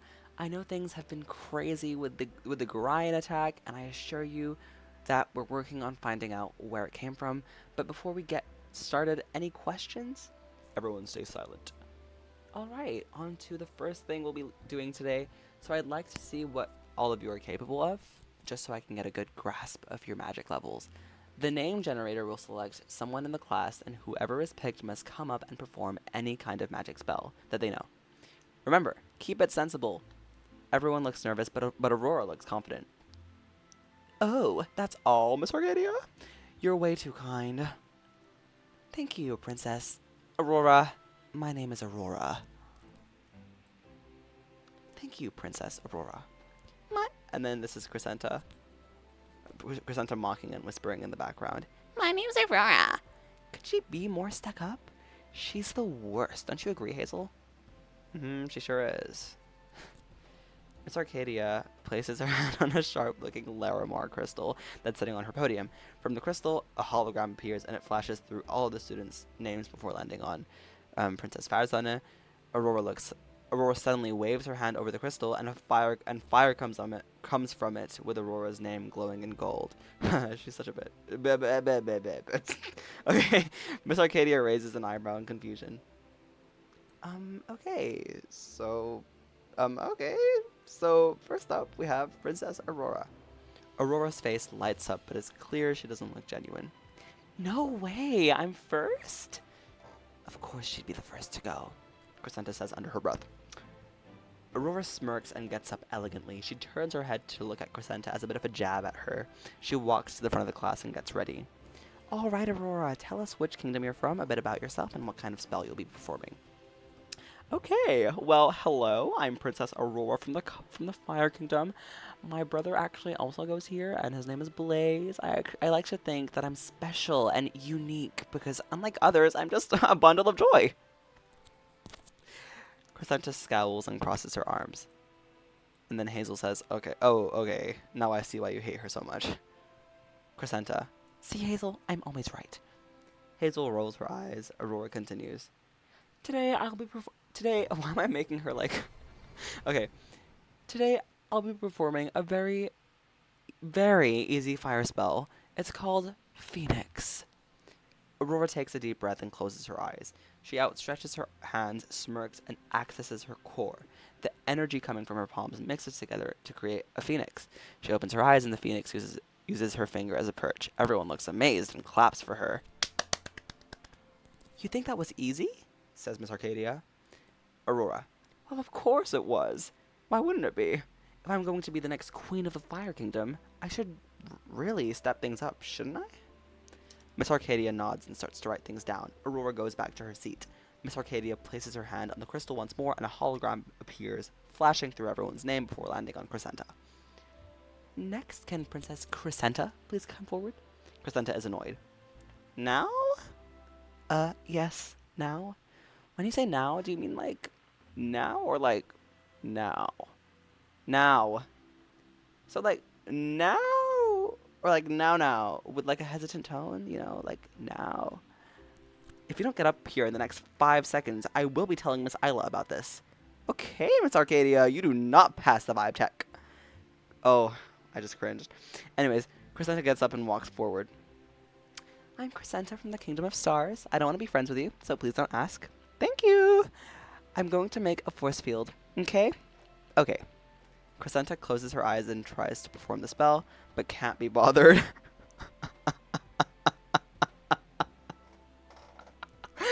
She looks at Aurora, who smirks and looks smug. This makes Crescenta angry, and she uses that anger to create a very strong force field bubble around herself. Wow, very impressive, says Miss Arcadia. Crescenta pops the force field, walks back to her seat, and looks at Aurora with a smug face. She sits down and is proud of herself. Did you hear that? Impressive. Then there's a montage of people going up and doing good or failing or whatever. And then we get to Hazel. Princess Hazel. Hazel nervously walks to the front of the class. Hey, I'm Hazel. I'm from the Nature Kingdom. I like to write and I like to cook. So I'm going to be performing a spell about... The spell I'm going to be performing is vines. You can basically just create vines. Quick and simple. I like it. Hazel gulps and starts to try and use her magic. She tries to push through and use her magic more and more, and a little green spark appears, but the spell still doesn't work. Alright, that's fine, Princess Hazel. Take a seat. Thank you. Hazel sighs and shamefully walks back to her desk. Aurora and her friends giggle. What? Was that really so hard? Hazel looks at Crescenta and hopes she'll do something, but Crescenta is too busy texting. Hazel doesn't say anything. And then Princess Celisa says, I guess that's why she came here. Let's pause there. By the way,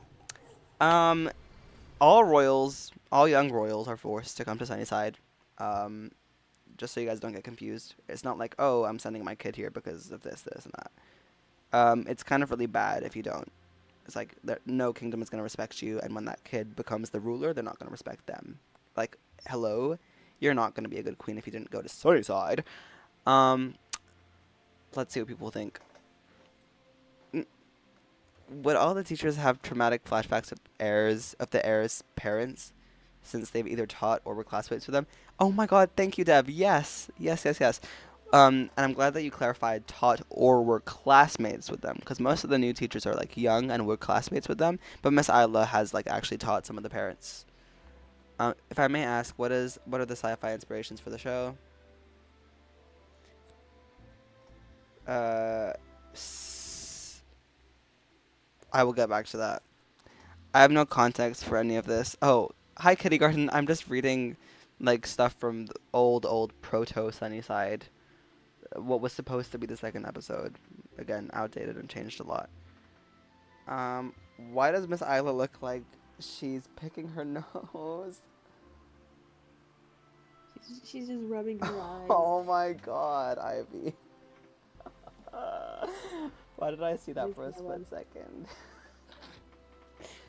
How do you You were feel talking about her this? having to teach other like royals, and I can just imagine her like, hey, who's parent? Wait a minute. She just like sees some kids like, wait a minute, aren't you so and so's kid? She's like, oh wow, I'm not even wearing my usual stuff. How'd you know? It's like, and she just shivers. I was like, lucky guess. Oh yeah, that was in the comics too.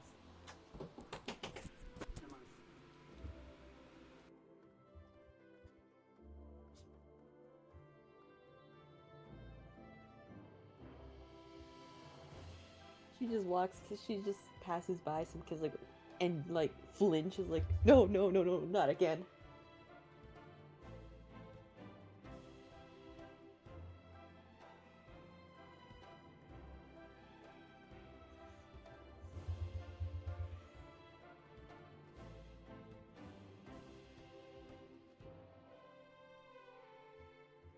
What's wrong with it? Enough. Let's. Do you guys... What's wrong with it? Enough. Let's. Do you guys... What's wrong with it? Enough. Let's. Do you guys... What's wrong with it? Enough. Let's. Do you guys... What's. Oh, also that's very good movement. That's very good movement. That's like perfect. No. Let's. Do you guys... No. Okay. Let's. I'm gonna answer a few more questions and then we'll get back to it. Ivy said, Miss Isla, you must be the child of the Cloud Kingdom Royal. Yeah, that's exactly how it would go.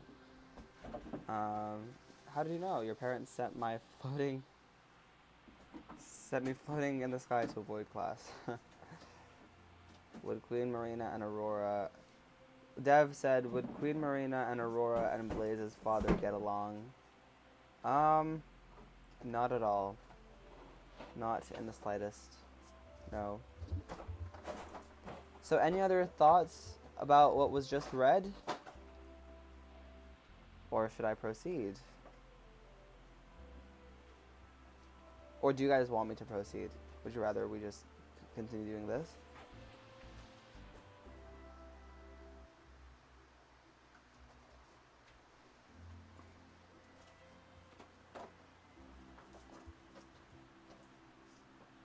Okay, great. That is the exact perception of Arcadia we want. Yay.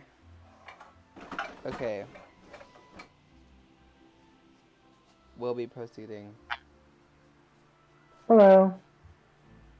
Hello. And as... Whoa, there's... Whoa. Avi, the echo is like horrible. Like the echo is disgusting. Oh god. Sorry. The echo is like freaking me out. Is that better? Yes.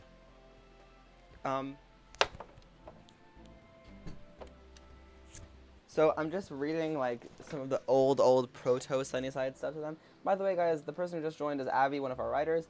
I'm just reading old proto Sunnyside to them and getting their thoughts. So sit back, relax, and feel free to contribute to the discussion and like be the audience, like laughing, the laugh track.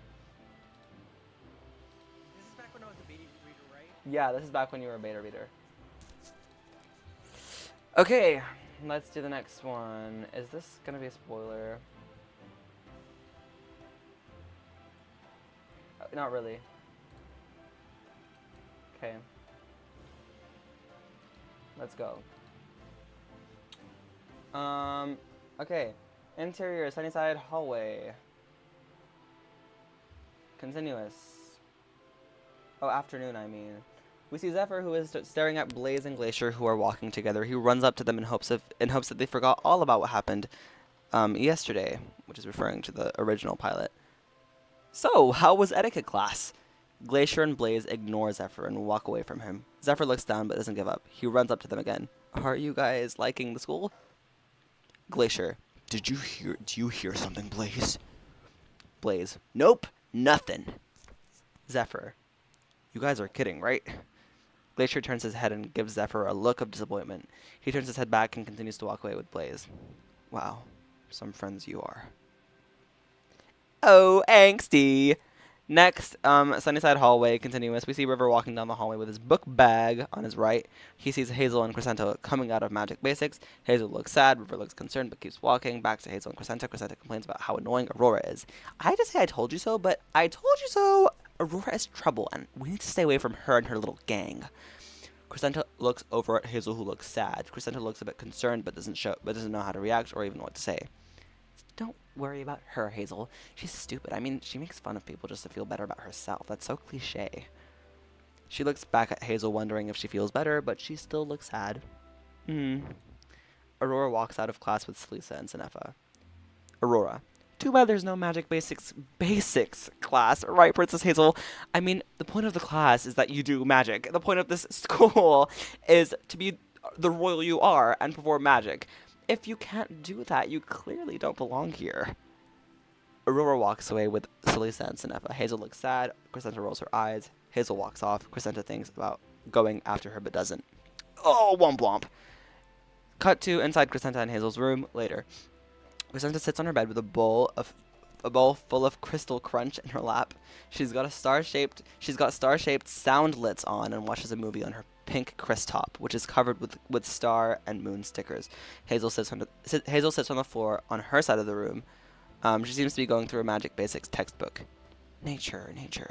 She flips through it, and then she gets to the right section. She places the book down, still open to the nature page. Okay, vines. I can do this. Hazel takes a deep breath. She puts her hands together. A glitchy green aura surrounds her, and then Crescenta looks at her in surprise and then looks back at her laptop. Hazel tries not to move, and then suddenly gets flashes to magic accidents she's had in the past. Not gonna list those. Haha, you thought. See this? Wow, so good. Now can you fit Sonic? A big giant Sonic.exe. Wait. Do you see what I mean about Sonic.exe? Mm-hmm. Actually, Sonic.exe and Sonic. Okay, here. Anyways, let's get back to it. Brief intermission. So she has flashes to traumatic events in her life, which you guys are not getting. Sorry, spoilers. Just like flashbacks to like her dad saying, well, I'm listing the ones that aren't spoilery. King Glenn.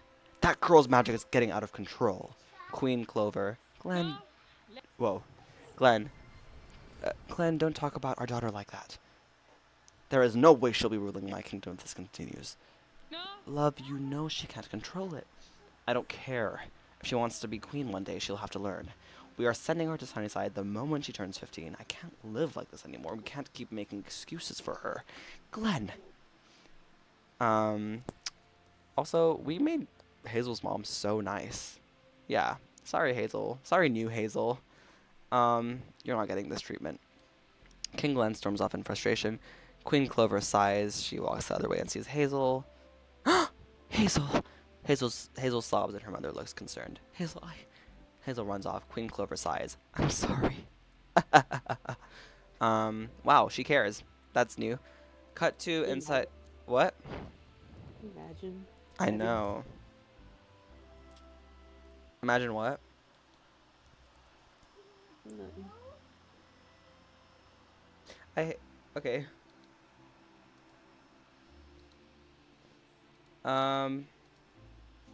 Yeah, let's take a second. I was supposed to be me. I was supposed to. I think the script you read does a decent job of conveying the conflict between Crescenta, Blaze, and Hazel. That is good. Hazel does deserve a hug.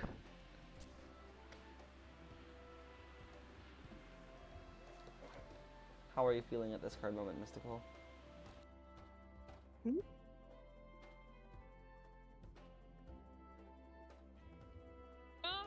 Let's. Enough.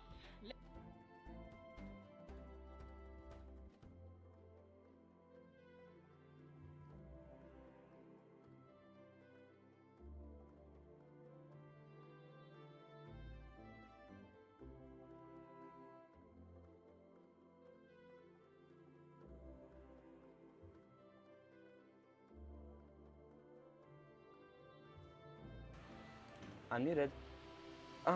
Still wanting Crescenta to have a black hole ability in like a skit, even though it won't be canon. How does Sunnyside deliver messages to Air's parents when their child does something crazy, like the pilot fight? Email. I'm kidding. I don't know. Well, public announcements. Yeah. They hear it on the news. Exactly. Also, they personally communicate to them. They have like a whole team for that, since it's so important. There's like every kingdom actually has a specific like Sunnyside ambassador that like keeps an eye on their child's endeavors. That's like their whole job.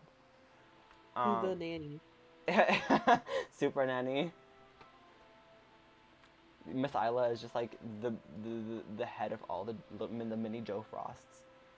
Miss Isla's just one big like mega Joe Frost.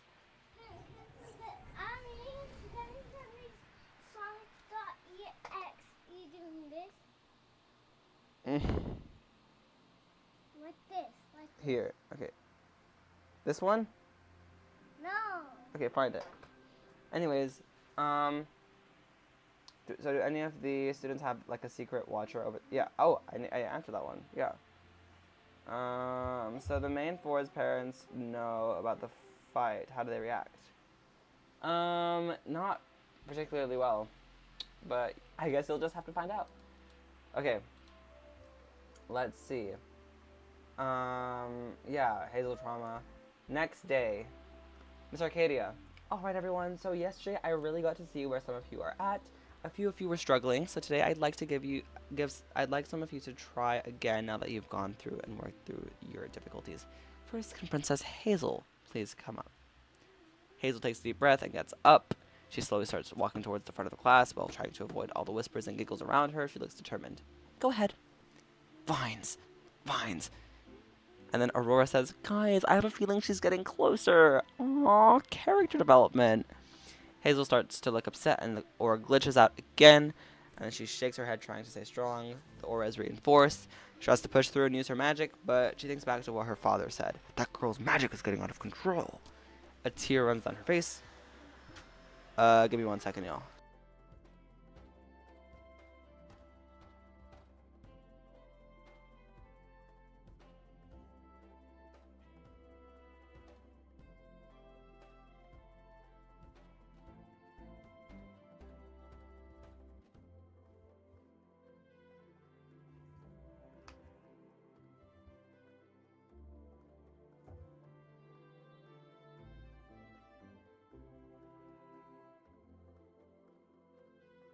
Enough.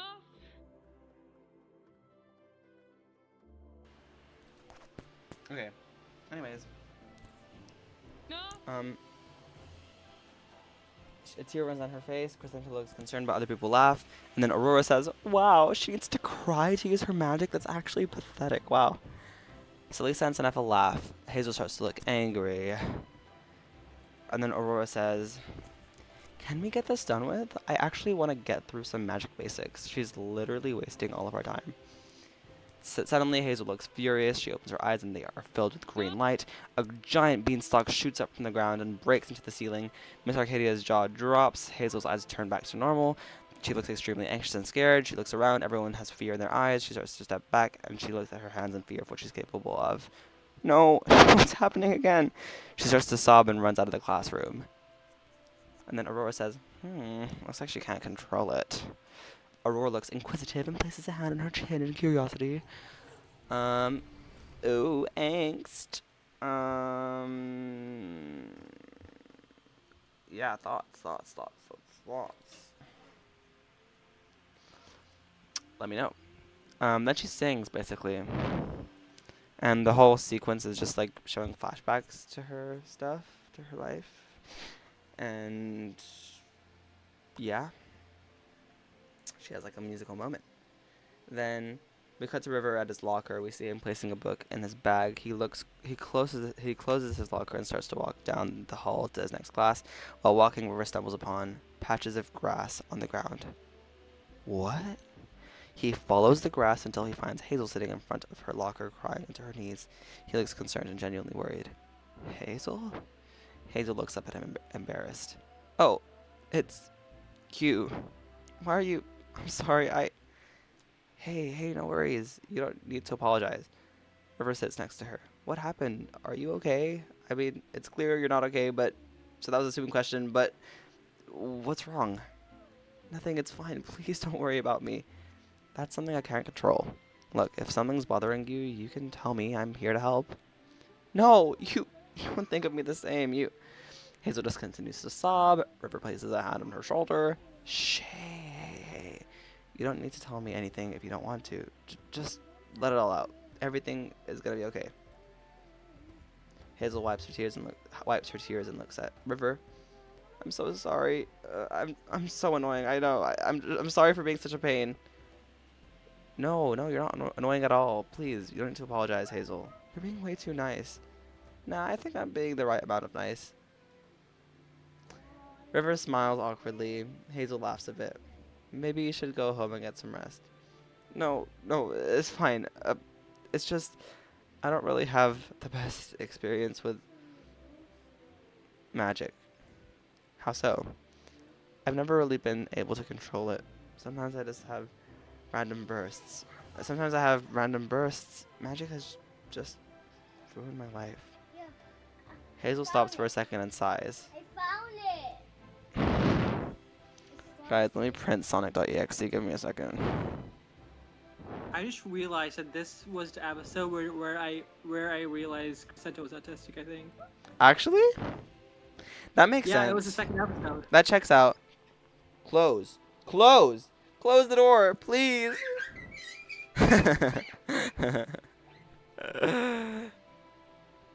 Okay. Anyways. Yeah, that actually checks out. This was a really important, like, I loved when we wrote this back in 2022. Mm-hmm. And then River says, I'm listening. My magic has hurt people. It's hurt people I've loved. It's made me turn into some kind of monster. Everyone back home is scared of me, worried one day I'll just go boom. And I'm sorry for dumping this all on you. Don't worry. Trust me, it's fine. Continue, please. And my dad has always hated me for it. I mean, he sent me here just so they could fix me. I haven't heard anything good from my dad in years. Sometimes I feel like I'm just a burden to him. I feel like he hates me. I've always had to work so hard to get his approval, to show him that I'm worthy of ruling the kingdom one day, and I thought that coming here would at least give me a fresh start, but yesterday I embarrassed myself in Magic Basics. I couldn't even do a simple vine spell. I mean, how hard is it to do a vine spell? It's literally the most basic nature spell you can do. It doesn't help that Aurora and her friends have been making fun of me for it ever since. Then today I thought I could prove them wrong, but I ended up having another accident. Couldn't help but run. I'm so embarrassed. What are they going to say? What am I going to do? You don't have to think about that right now. Just take a moment. Deep breaths. Everything is going to be okay. She takes a deep breath, sighs, and nods. Thank you, River. You're really hard on yourself, Hazel. Hazel, if you don't have control over your magic yet, that's totally fine. We're all here to learn, and I'm sure you're going to get better. And even if it takes a while, I can't say for the others, but I certainly won't see you any differently. Hazel smiles. And hey, I'll always be here to help you with your magic. All you need to do is knock on the door. I'll let you know. Thanks. Hazel stands up and so does River. They both look hesitant. Hazel, Wow, you're the first person to know about any of that. I feel very honored. Thank you for trusting me. Thank you for just listening and being cool with everything. They hug. River, everything's gonna be alright, I'm sure of it. How are you so good at this? I've just had to be there for my mom these last few months and, yeah. Aww!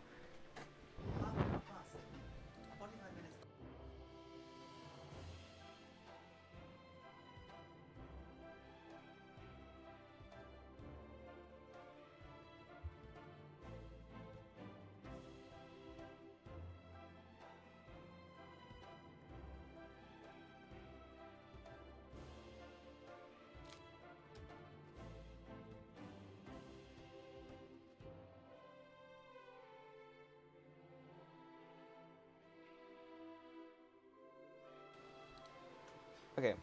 No, let's. Um, No, let's. Do you guys? No, okay. let's. Hazel nods. That's such... The expressions are eating. Hazel nods. Well, your mom was lucky to have you. Thanks. You know what? I think I'm gonna give Aurora a piece of my mind. Have fun with that, I guess. I'll see you after class. Hazel smiles and they walk off. Cute! What a nice scene. What are your thoughts, y'all?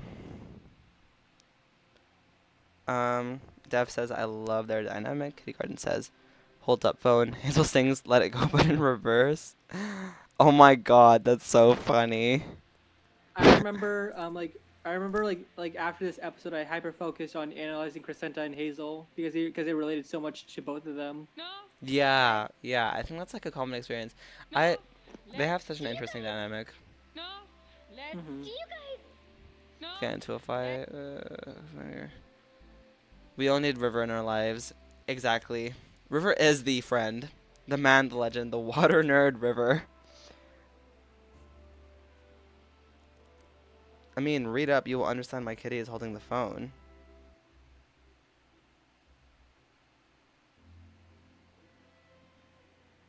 Wait, what? I finna pull up in the fire...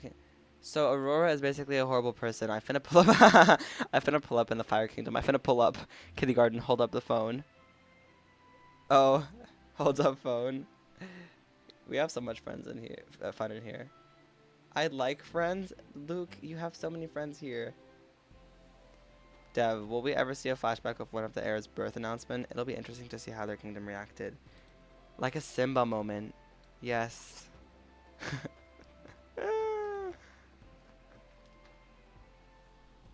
Exactly. Okay. Let us move onward. So,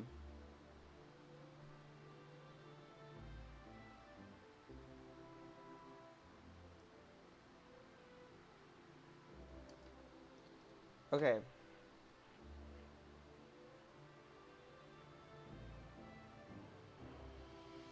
Oh, hi, Whimsy. You're not dead to me. No. Welcome. We're just reading some old Sunnyside, proto-Sunnyside scripts. Crescenta's mother just buying her daughter while her father is panicking in the background. Exactly.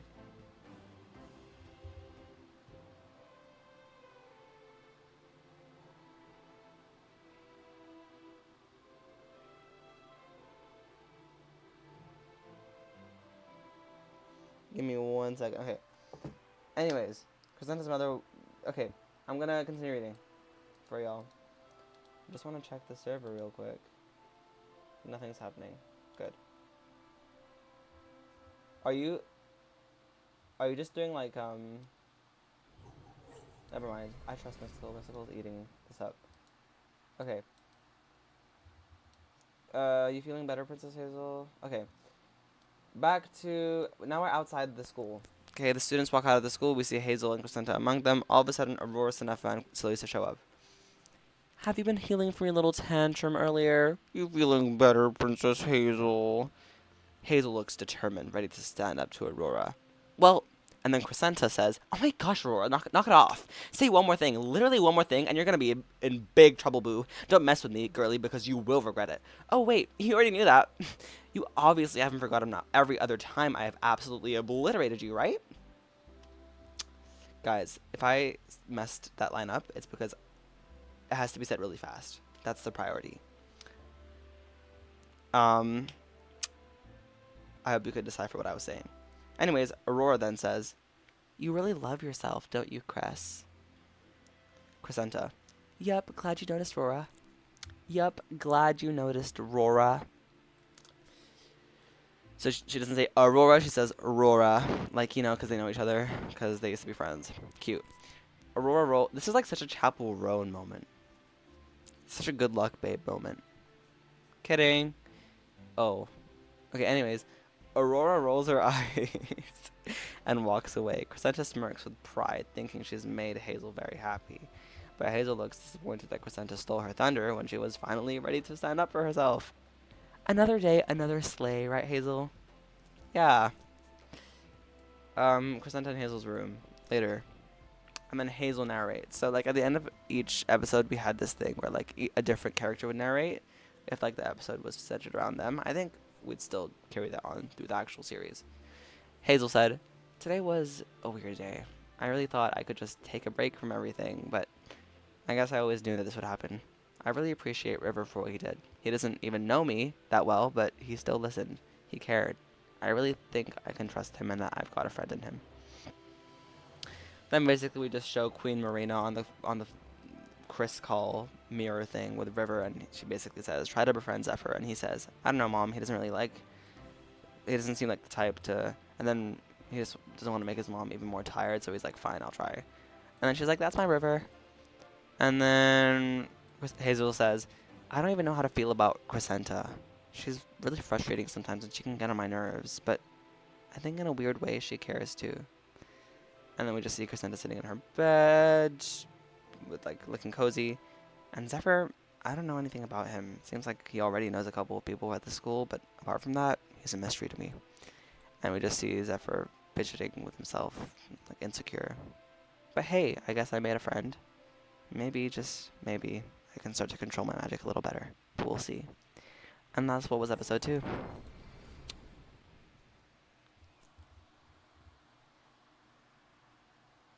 Why are they all so snotty? Welcome to nepotism. Snobby rich kids. Exactly. Hey, yo, why did you lock the door? 58 hours on TikTok. Wow. I think that's a bit much. Ivy. That's scary. Let's Oh, you guys. Jesus. No. See, she's such a Let's BBB blasphemous person. No. Let's Hey, there will be... No. Let's. Whoa, the movement. Hey, will there be any fighters in the main 4? Zephyr seems to be a tough guy. I think they all have that fighter energy in them somewhere. Again, Zephyr's character has definitely changed a bit, like the most from all of them. Let's see you guys. From Proto Sunnyside to main Sunnyside. Let's see you guys. No. Let's see you guys. No. Let's. So is this just like the draft of like the movement right now, Mystical? Yeah. That's fair, that makes sense. I am loving her hip movement. I didn't think I could do it. No, you ate it! You ate it up! Like, wait. Yeah. I think hip movement, this is like something we should put in the animation guide, because that's something that, like, we have a lot of sassy characters, and I think being able to kind of illustrate that is like a big strength. I love it. Okay. Aurora, the consequences of putting Nepo babies in a locked room together. That's so true. That's literally her. I can't help it though. Just like think like, oh wow, they just put a whole bunch of royal kids in a room and just like leave them there. Yeah, they were like, okay, have fun now. Let me know if you need anything. What could go wrong? 300 magical royals in one building. perfect formula. In the height of teen angst. No, that.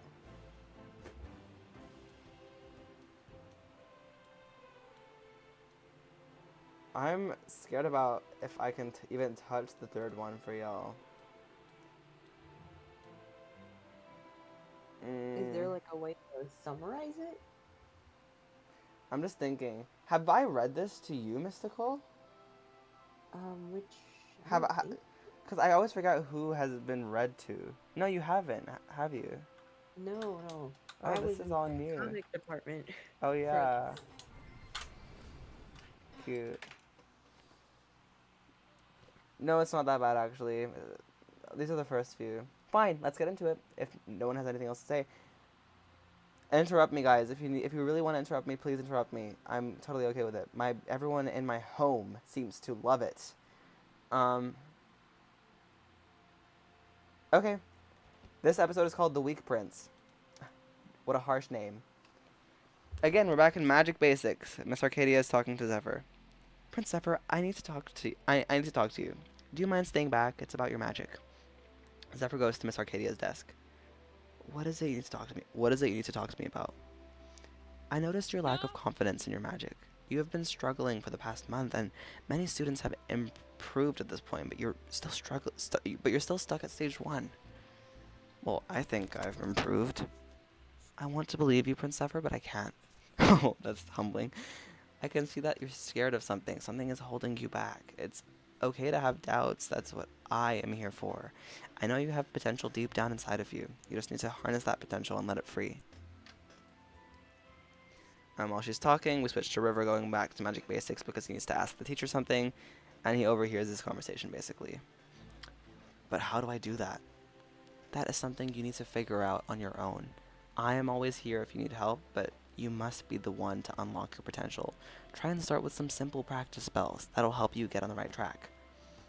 Alright, thanks for the help, I guess. Zephyr starts to leave the classroom, and when he reaches the hallway, he sees River next to the classroom door. Zephyr blushes from embarrassment. Did you hear all of that? I only heard a little bit, I swear. I only heard a little bit, I swear. But don't worry, I won't tell anyone, I promise. You better not. There is a small moment of awkward tension between them, and then River speaks. Hey, if you want, I could help you with your magic. Are you serious? Yeah, sure, help me with my magic so Glacier can hate me even more. No way are you helping me. I can figure it out on my own. Zephyr leaves in a hurry so he doesn't get caught with River. River is pretty disheartened about this, but doesn't let that stop him from trying to make friends with his roommate. He then enters the classroom. Wow! I did. Guess what? What?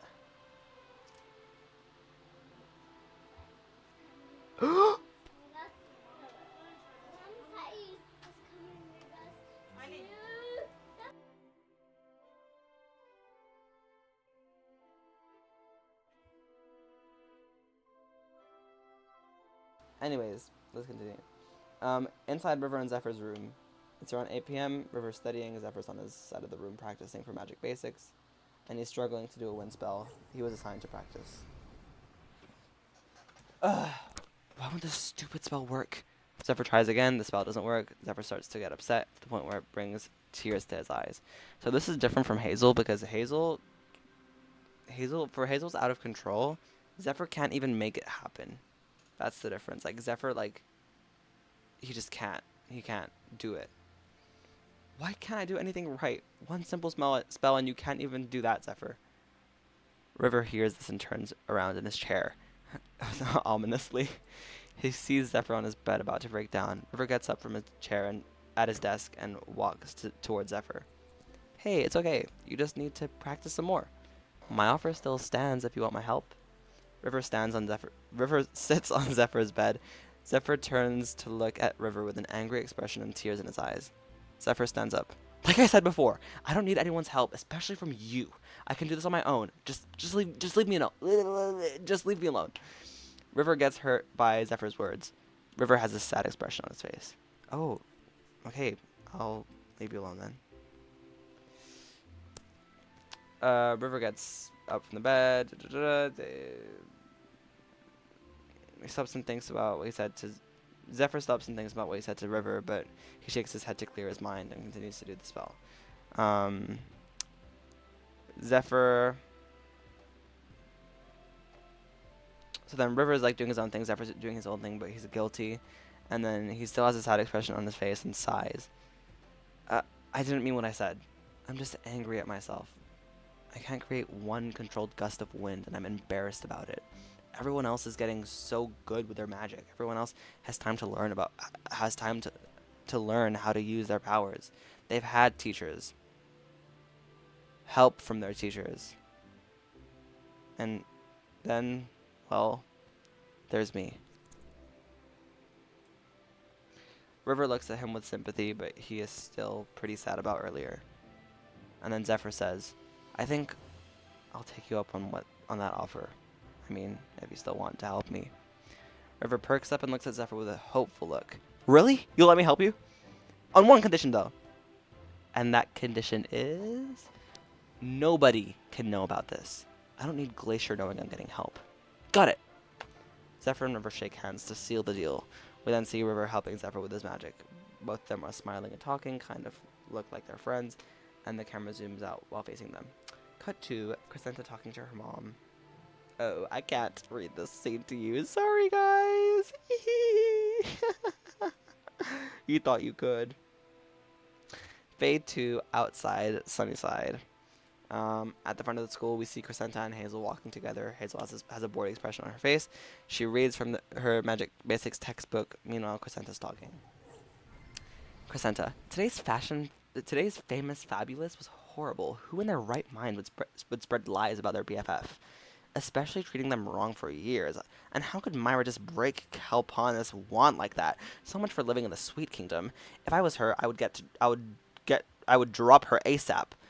Also, the Sweet Kingdom doesn't exist. I think they just meant the Taste Kingdom. Then Hazel's just bored and tired, and she says, Like, can you believe it? Who would do such a thing?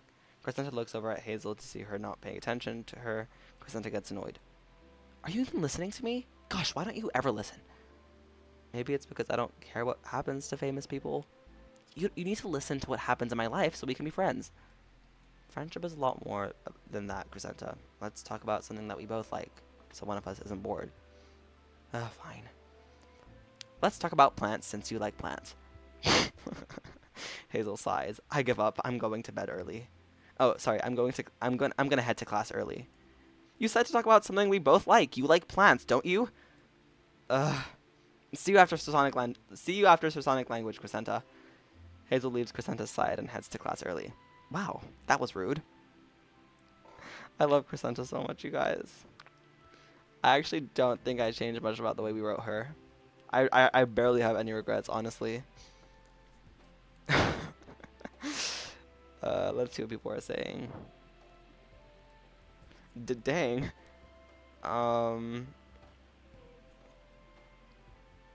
Teacher, you need to get good. Zephyr, how do I do that? Teacher, use your imagination. All four of them do need a hug. Adorable Amin moments. Oh my god, thanks. Ew. Oh my god, I hate myself so much. Lord, never let me do that again. Zephyr lore. Yep, Crescenta's the favorite. Crescenta is fun. Is she your favorite, Luke? Okay, cut to Sunnyside hallway. Blaze and Aurora moment, I guess. Irrelevant Blaze and Aurora moment that I'll skip past. Wait. Yeah, sure. Okay. Cut to River and Zephyr's room. Zephyr. Oh, this isn't working. You just need to keep practicing. I know you can get it. Yeah, sure. Let me just whip out my magic knowledge and use that to help me cast the spell. That should work. He sighs and falls back onto his bed. Maybe I should just give up. I'm never going to be able to get this spell anyways. What's the point? Zephyr, you are here because you can do it. You are destined to become king of the Wind Kingdom. What's a king if he can't even do magic? You can do magic. Not according to my parents. Oh my god, this is getting repetitive. What do you mean? What do you mean? They just don't believe I can become king, and I'm starting to think they're right. Well, they're wrong. They start singing, and it's like one of those songs where it's like, you can do it, no I can't, you can do it, no I can't, you can do it, maybe I can you do it? Yes I can. That's the best way to summarize that song. We've all heard like musicals like that. And then at the end of it, Zephyr's like, I did it, yes! See, I told you could do it. Thank you. Zephyr hugs River without thinking. River stands there shocked. Zephyr then realizes what he did and pulls away. Sorry about that. Anyways, thanks. Oh no, you're good. I just wasn't expecting it. Plus, I'm always happy to help a friend. I wouldn't call us friends, but sure. I'm gonna go to bed. Alright, sleep well. Ah, and they were roommates. Fade to inside Sorsonic language. Okay, then there's the Sorsonics teacher, Mrs. Sophia, and she's like, blah, blah, blah, blah. Actually, the world-building nerds are gonna want to hear this. Okay, geeks, I'll read it to you. As you know, the names of the seasons all originate from Sorsonic language. How the seasons were named can be a very interesting thing to look at. Why is Veronix named Veronix? Try writing some of the seasons down in Sorsonic and analyze what words could make up the names. That River and Zephyr kind of work together a little bit. And then River mumbles, I know the Sorsonic alphabet, but it's not matching up with any of this. I can't even combine these letters because one of the rules is that they can't even be next to each other. Anyways, River just gets frustrated, and Zephyr's actually good at this. Zephyr's good at this like language stuff, and it surprises Zephyr. It surprises River. And then Zephyr just says, "You combine this Zella and that Nader to get your answer." River looks back at his paper and like says, like, "Wow, thanks, Zephyr. I've just been really tired. That's all. I studied. I just didn't get much sleep." So River is also like has an ego. He doesn't want to make it known that he didn't get the answer. And Zephyr's like, it's nothing. You know, for someone who studies a lot, you aren't very good at this class. I do study though. Look, it's okay to make mistakes. I'm failing in almost everything and I'm not complaining. The rules are simple. You just need to make sure they apply to every word you write and speak or you'll get it wrong. Blah, blah, blah, blah. Blah, blah, blah. River's like, wow, you're good at this. Don't be modest. And Zephyr's like, it's not anything big. And River's like, you should really have more faith in yourself. And then Zephyr's like, but how could you say that after you've seen how horrible I am at literally every other subject? You know what? Let's just finish this assignment. Whoa. Do you guys... Okay, this is getting a little too real, you guys. This scene just gave me flashbacks to my own life. Did I manifest this for myself? Anyways, cut to Inside Magic Basics, same time. Crescenta and Hazel are sitting next to each other, watching the other students do their spells. Crescenta looks bored and Hazel looks sad. We can also see that Aurora is smirking and laughing, pointing towards Hazel. Crescenta sees this and just glares at Aurora, not saying anything. Aurora looks at Crescenta with a smirk and just laughs at her. Aurora. Hey bestie, got any magic to show us? Salisa. But Aurora, she can't do magic. Aurora. Oh my gosh, how can I forget? This late bloomer can't even grow a flower if she tried. She'd probably destroy the whole school if she did that. Aurora and her gang laugh at Hazel. Hazel looks down at her desk and it looks like she might cry. Then Crescenta basically just kind of like exposes one of Aurora's secrets in her ear and as like a little threat. And then Crescenta says, if you don't want that nasty little secret getting out, I advise you to leave. Your presence isn't welcome here anyways. It's really killing my vibe. You don't deserve our presence. Aurora and her gang leave and go back to their desks. Hazel, I didn't need your help, you know. I know. I just wanted her to leave because she was making the air stuffy. Not good for my breath. Not good for my not good for my breathing. I also just wanted to blackmail her because I know a little something about her. Oh, well, thank you, but I can handle it myself next time. Cut to Magic Basics again. A different group, I guess. Zephyr does the spell. not great, but he does better. And Miss Arcadia gets happy.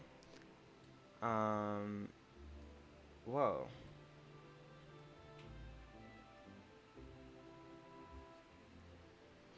And then Miss Isla kind of like announces in a different class that there's a tournament.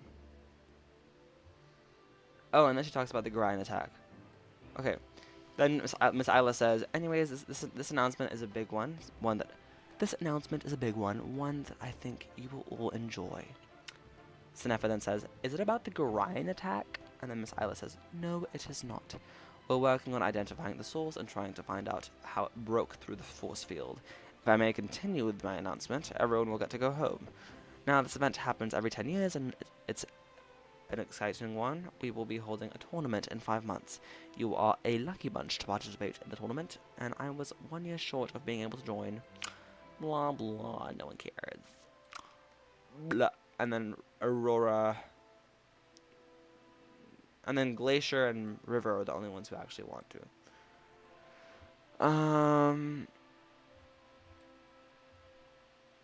Okay. Here we go. I can't read this scene, sorry. But River and Zephyr have a moment where Zephyr reveals something about himself. And then they actually, like, become kind of friends. And then Zephyr says, I don't know if we can ever be friends, but thank you for being so patient and helping me with all the magic stuff. And Zephyr walks off.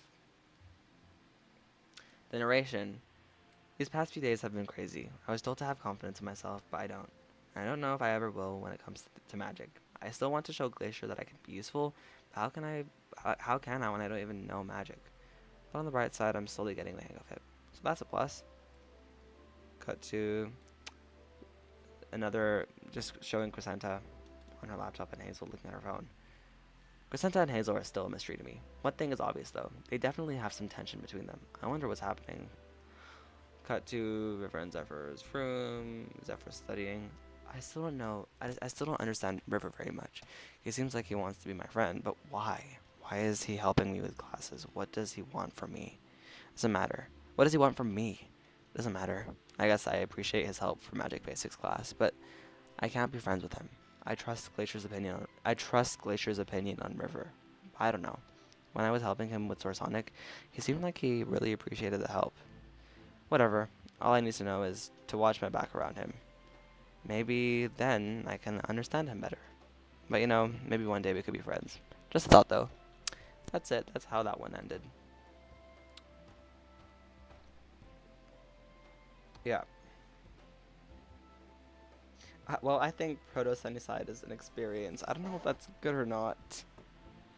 How about anything you can do, I can do better. I can do it.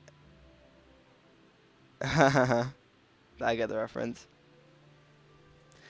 They do have nightmares about their coronations. It's a good one. What? Kindergarten?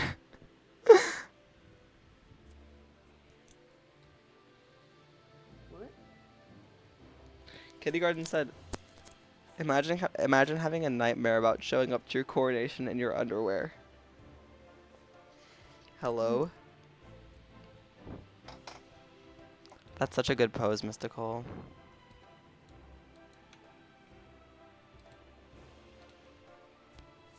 I'm having so much fun. I'm glad. This is like a little audiobook for you. Pretty much. Guys, speak amongst yourselves. Avi, Sunny, anyone who wants to speak. I'll be right back. I'm gonna take a little break. Like 2 minutes.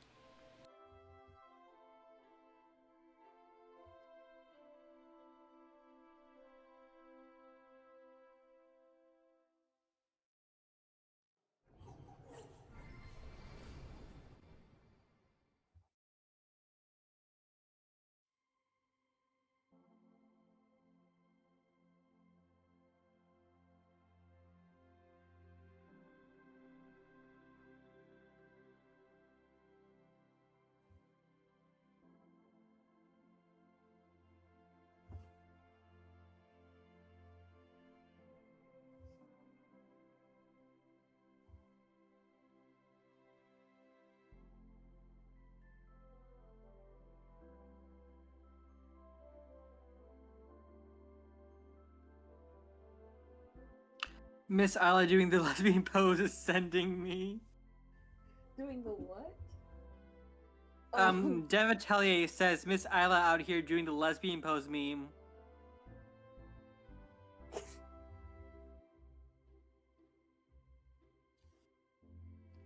No, let's see you guys. No, let's see you guys. You know what? No, It's basically the let's one see with the Amity from Owl House. You know, in the opening, Oh. Mhm. and also Katra. Yep.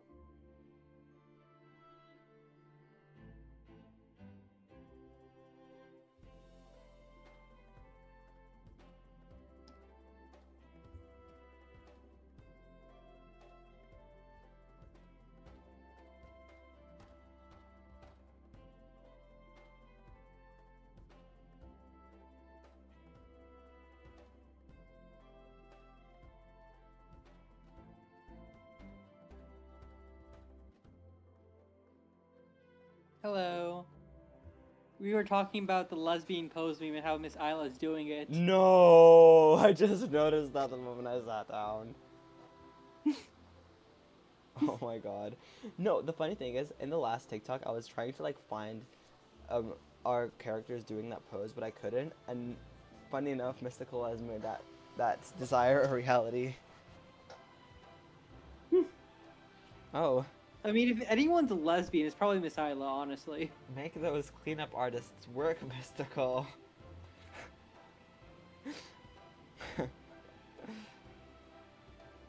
Mystical Because, you is know, like, it's supposed to. Mystical has a river work ethic.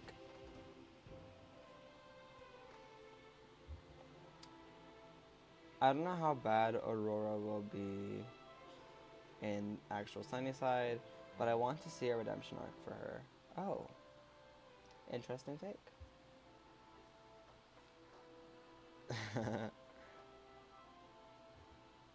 Miss. Oh yeah, everyone was talking about that. Okay. How are you, Avi? I'm doing good. I know I said we'd do pilot stuff last week. I just think it got really, really busy. And Yeah, that's fair. I underestimated how much time I'd have. But now everything is better. Mm-hmm. And we will 100%. I honestly forgot what the 4th episode even was. Did I get to the 4th episode You during definitely the beta did. reading? You definitely did. Oh yeah, Oh. I have this entire thing. It's Alchemy. Also, wow. Oh, Alchemy! I love this one. October 22nd, 2021. That's so crazy for me to see. I've been here doing this for years, man. Wow, and it's all been worth it. Thank you, Sunny. Thank you for remembering. Sunny is the GOAT. I have introduced Althea on here before. I've said a lot. Whatever.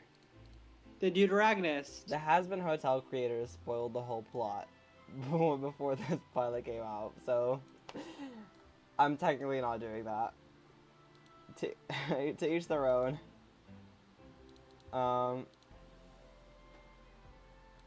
Didn't you once say that if you would be able to like completely redo Sunnyside, you would make Althea the protagonist? Oh yeah. Why are we telling the whole stream this? Okay, well, I'm kidding. It's not like a bad thing to say, but honestly, well, now I've changed my mind a little bit, but I would have done that. I think just because like it's like the Mirabelle effect. Maybe that's like overdone, that trope. Mm-hmm. People want something new. Yeah, that's true. But you guys, like, yeah. I like her as a deuteragonist rather than a protagonist, honestly. That's fair. I think Althea would be a really cliche protagonist one. Also, she's a great character. I think she's structurally, she's the perfect protagonist. But I don't know. You guys will see what we mean. Yeah, but like Ivy talking about how asking if the Sunnyside was inspired by Althea from Wings, just made me think of Althea as Bloom. Yeah. You'll see what I mean and why we... What were you gonna say, Mystical? Who's Althea? Althea is... Can someone... I will. The alchemy princess. Yeah, she's the alchemy princess. Like... I won't say much because I'm gonna read, like, the actual script and you'll figure it out. But I'll just send the character design in No Mic for you, Mystical, and then I'll send it in the server when I get to that part of the script. Have you ever seen her anywhere?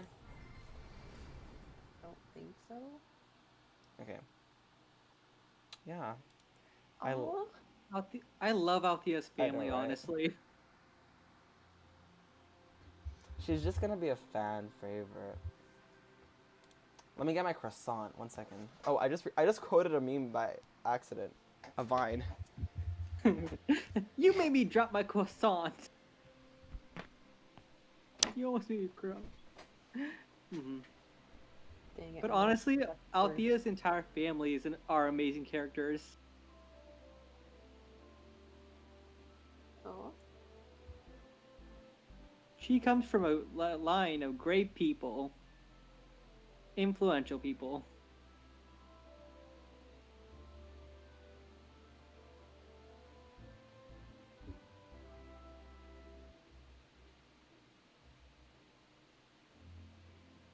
Wait, alchemy's the one that doesn't have the feet thing? Oh my god, Sonny, you colored it! Oh my god, no!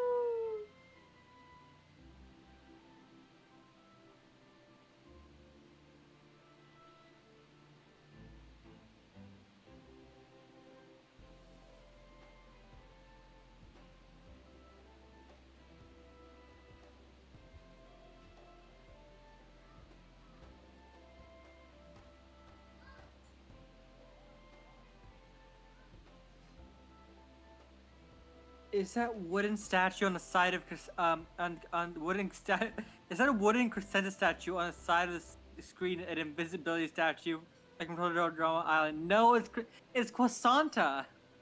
It's croissant. It's Croissanta. It's crescenta made of bread.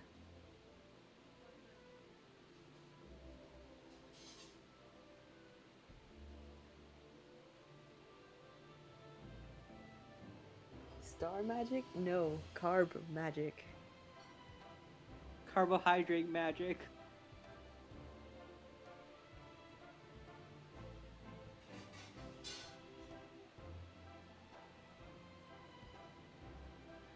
Everything she touches turns to bread. She has that. She's Midas, but bread.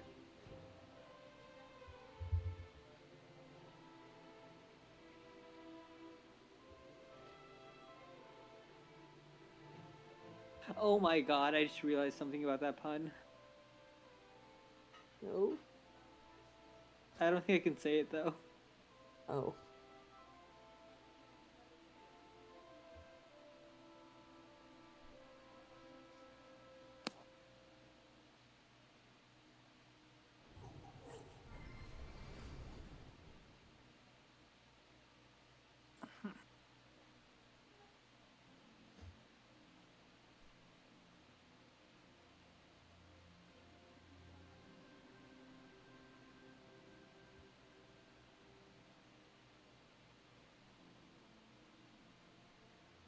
No, let's see you guys.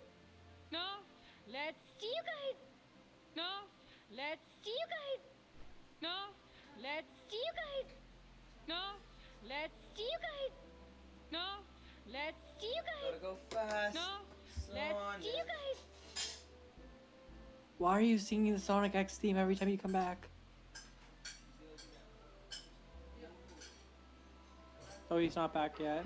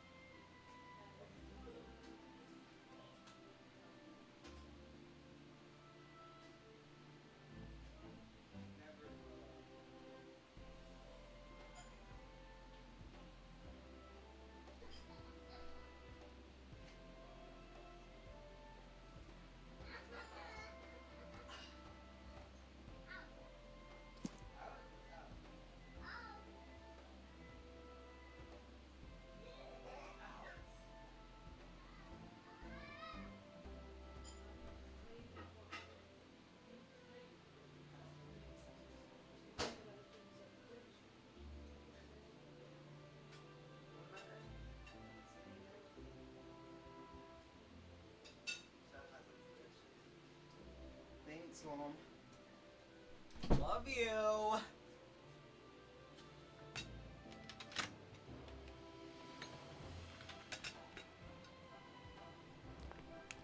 Can we have a pond in the shape of River's head? Asked Daniel Penalva. Damn. I guess Sunnyside's canceled.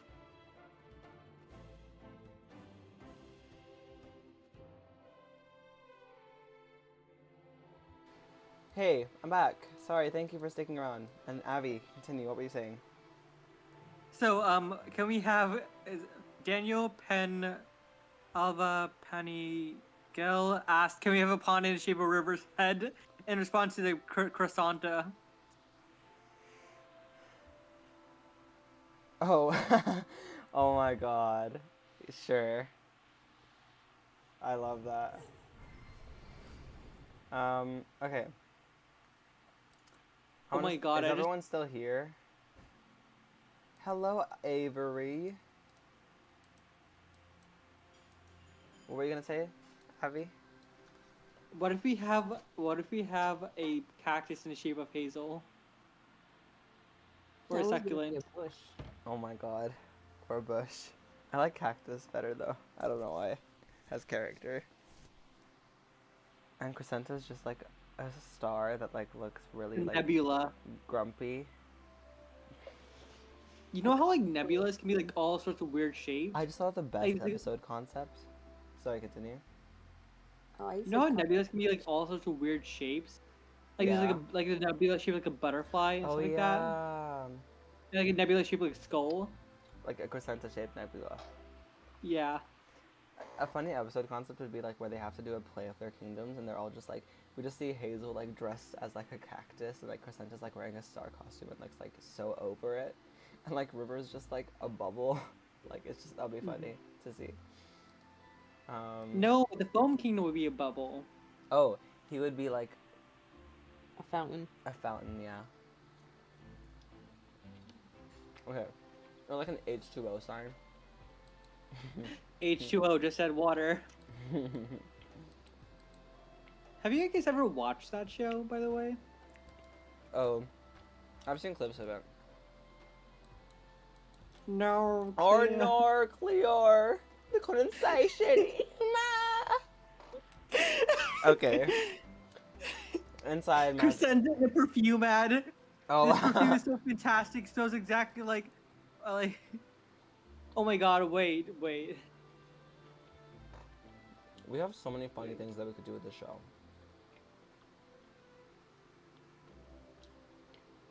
Oh. An episode like where it starts with like just like Hazel like watching everything and then she just keeps getting ads and Crescenta's just in every single ad and she's like, Crescenta, how many ads are you in and when did you book all these? And she's like, you know what, times are getting tough out here. Radiant, carefree, dreamy, Crescenta, the fragrance. And like imagine like being Crescenta's That was a ex. miraculous reference, by the way. I know. Or like hating Crescenta, and then like every single page you go on the internet is just Crescenta's face. Anyways. No, every single page on the internet is Queen Estelaria's face. Oh yeah. And Crescenta's just sick of seeing her mom. Anyways, interior, Cora and resistance class, which is like PE basically. Crescenta and Hazel. Avi, you wanna help me? Let me pull up a script. Hold on. I'll send it to you. No, I got it. Oh, good. You read the action lines. Crescenta and Hazel walk into the locker room filled with other princesses. It's quite busy outside as the students take time to gossip and socialize. The room is brightly colored but it looks cold like a prison cell. All the students are at their small personal lockers. Crescenta and Hazel's conversation is a bit more quiet than usual, and Crescenta does not respond much. They get to their lockers and continue to talk. Hazel, I heard a new student was coming in today. Crescenta doesn't respond and seems utterly unfocused. Okay, you don't want to talk. That's fine. There's an awkward pause. You're seriously not gonna say anything? Crescenta continues to ignore Hazel as she wasn't even there. Hazel puts her hand on Crescenta's shoulder. Are you okay? Crescenta jumps a bit as if Hazel scared her. What? Oh yeah, I'm fine. Hazel looks at Crescenta, not believing a word she says. Really? Because talking is usually the only thing. Who's that? Hazel turns around and sees at the end of the row of lockers an unfamiliar student. Parentheses, Althea. It's probably the new student. New student? Hazel looks back at Crescenta but decides to sigh instead of saying anything. She doesn't look like a princess.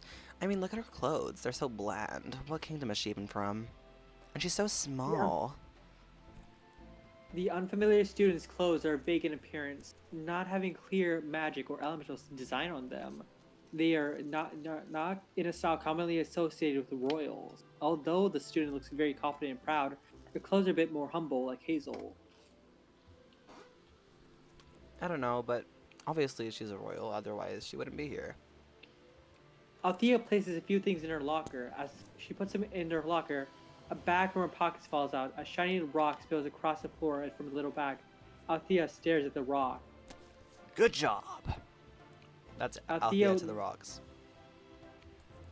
Althea kneels down and starts to pick up the rock. Why isn't she using her powers to pick them up? Maybe her power can't do that. Why don't you help her out and use your powers to pick them up? Crescenta pauses, looking a bit embarrassed, but not from being called out for her blatant rudeness. Hazel puts her hand on Crescenta's shoulders and gives her a little nod towards Althea. Crescenta walks up towards Althea before Hazel can kneel down and help pick up rocks. Althea looks up at her. At first she seems quite rough, but her intimidating features melt away as she gives Hazel the biggest and friendliest smile. As Hazel goes to grab the rock, she notices strange foreign symbols on them. Aw, thanks for thanks for helping me out. No problem. Are you new? Yeah, I just started today. You seem like a decent person. I am Althea. How about you? Hazel. She points to Crescenta. And that's Crescenta. Princess Crescenta from the Kingdom of Stars. What kingdom are you from? The Kingdom of Rocks? No, I just really like to collect stones and minerals and the elements. Then what kingdom are you from?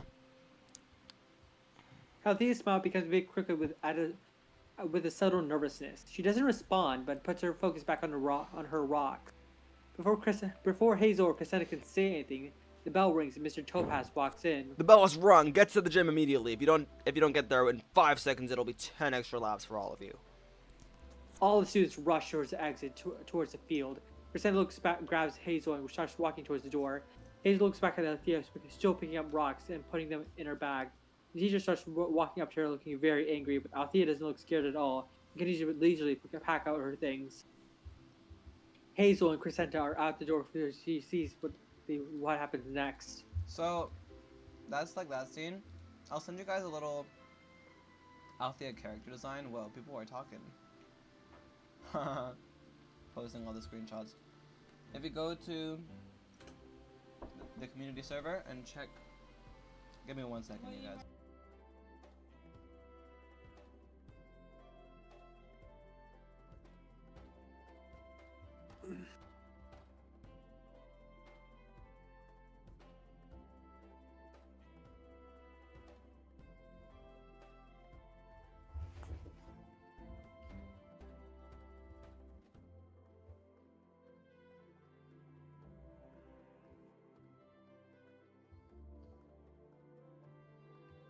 No, let's see you guys.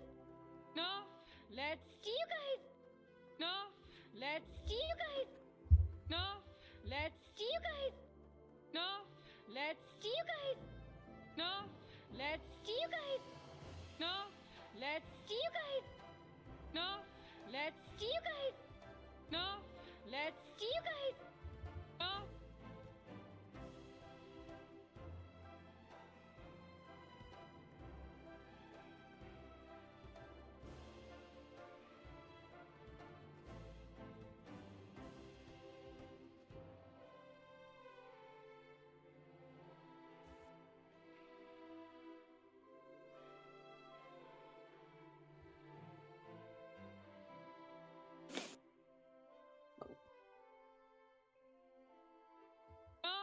let's see you guys.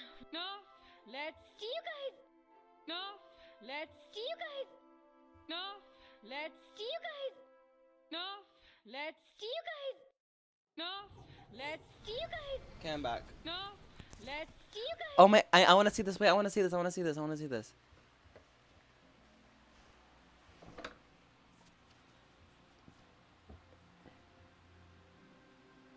No, let's see you guys. No, let's see you guys. Looking good so No. far. Let's see you guys. You are like Victor No, Frankenstein, let's see shocking you a guys. dead body to bring it to No. life. Let's Well, that's what people were saying. Oh, you did that already? Okay, but Crescenta is a ninja, and she uses she uses stars like she made her magic as weapons. I see it. Well, actually, she does make ninja stars with her powers. Yeah, in the proof of concept. Oh my! I think I was the one who suggested that, right? Yeah.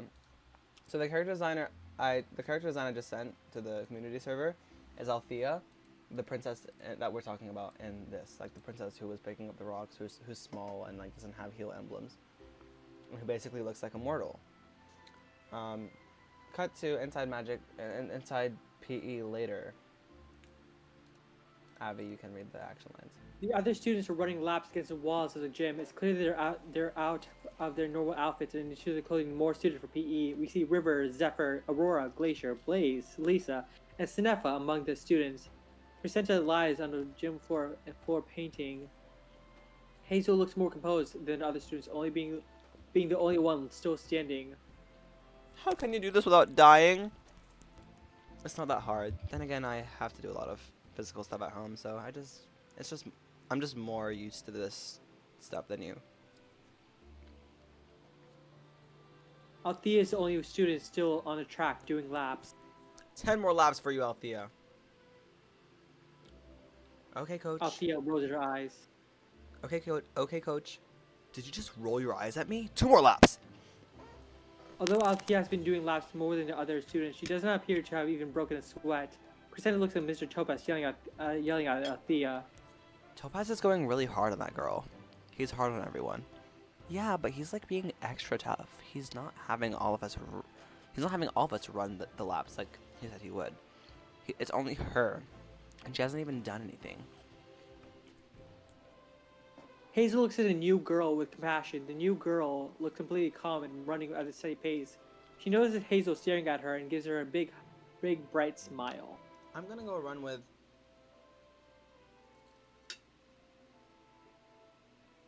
Topaz blows his whistle. Everyone who has finished their laps. Mr. Topaz glares at Althea. Line up against the wall. The students line up against the wall. Hazel sees a River among the other students, cheerfully smiles. Althea finishes her laps and lines up. Crescenta gets nervous as she was in the locker room. Hazel notices and tries to put her hand on Crescenta's shoulder, but Crescenta shrugs it away. For the past few days, we've been learning about how to use magic in self-defense. Today, you're gonna apply those skills by going up against one another. This isn't just a competition. This is for me, your educator, to understand where you're at and how well you do against those who you haven't been practicing with. Now, stay in your lines and as I count you off and assign you with your partner. We'll just skip past. He's just being unfair to Althea. River Sounds kind of motivated. Yeah, River and Hazel are paired up. They're doing well. Aurora and Blaze. Aurora's like absolutely like defeating her brother in every way. And then, it's Crescenta and Aurora against each other, which is funny. And then, wow, they really are out for drama here. I know. And then Mr. Topaz says, Crescenta, you have to do more than just make force fields. And Aurora says, no, but seriously, what is up with you, Cressy? Come on, it's not fun when you're not trying. And then Crescenta says, I have a lot on my mind. Oh, you do? Never mind. They just go back to being ops. Then you can read starting from Mr. Topaz seems to be yelling at Althea, which is right after that, after what I just read. So, what page? 7. Okay. The Mr. first- Topaz yeah. seems to be yelling at Althea as she runs, criticizing her every move. As Crescenta is looking at the teacher, Aurora attacks to strike Crescenta down before a force field could be made. Crescenta falls to the ground and struggles to keep a force field. Aurora prepares a fire move to hit Crescenta while she's down, but a hand reaches out and grabs Aurora from behind and pulls her away. It's Althea. Hey, this is supposed to be defense training, not attack. Don't strike while your opponent is down. Mr. Topaz's face is completely red as if it were on fire. And he's the Crystal Kingdom Royal. Althea, what did I say? He looks closer and sees that Althea is right. Althea is right, Aurora. You are one of my best students. You should know this. Althea, get back to doing those laps. You can't participate in these kinds of activities. I'm here for a reason. What's the point if I don't get to participate? I can do it. Mr. Topaz looks hesitant. Alright, Althea. Alright, Althea. If you say you can do it, then let's see how you do it. Pair up and let's see a match. Althea to Aurora. I'm not gonna pick you, Fireball, but I'll take him. Althea points to Blaze. Blaze is shocked but shakes off to seem not scared. He walks from Glacier and up to the mat facing Althea. Although most of the students continue the matches, and those who have finished watch Blaze and Althea from a distance. Mr. Topaz blows his whistle and the fight starts. It starts out mainly physical. Blaze starts a few fires, but Althea's blocking techniques blows him to smoke before he can use them. Althea lands a few hits on her opponent before he can seem not getting on her. He gets more and more frustrated as the match goes on. Finally, Althea starts to get tired from all the running she had to do before. Now Blaze has an advantage. He starts taking it by preparing a powerful fire move. However, the move takes far too long. In a second, Blaze falls on the floor. With one swipe of the leg, Althea takes Blaze down and she wins without using a single ounce of magic. Althea looks past Aurora and Hazel and Crescenta with pride and victory. The crowd that has formed lets out an audible laughter at Blaze's defeat. Blaze looks to his sister. Aurora looks to him with guilt, but she doesn't have to say anything to stop the laughter. Althea, The students look at Mr. Topaz. you're disqualified. Althea's bright smile fades away and becomes a scowl. What? I won. Yes, you had a great technique. However, you did not use magic. You don't have to use magic for everything. This is a magic training course, and the point of this lesson was to teach you how to use magic in self-defense. If you don't use your magic, then there is no point in you being here. Althea's expression changes from anger to embarrassment. The bell rings. Althea runs out of the gym. Ooh. I want to see if this next scene is relevant.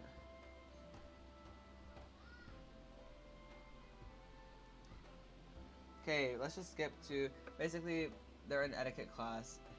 Mr. Manor, the etiquette teacher, is talking about how to use royal etiquette and call them prince, or princess, or princex, or whatever they are.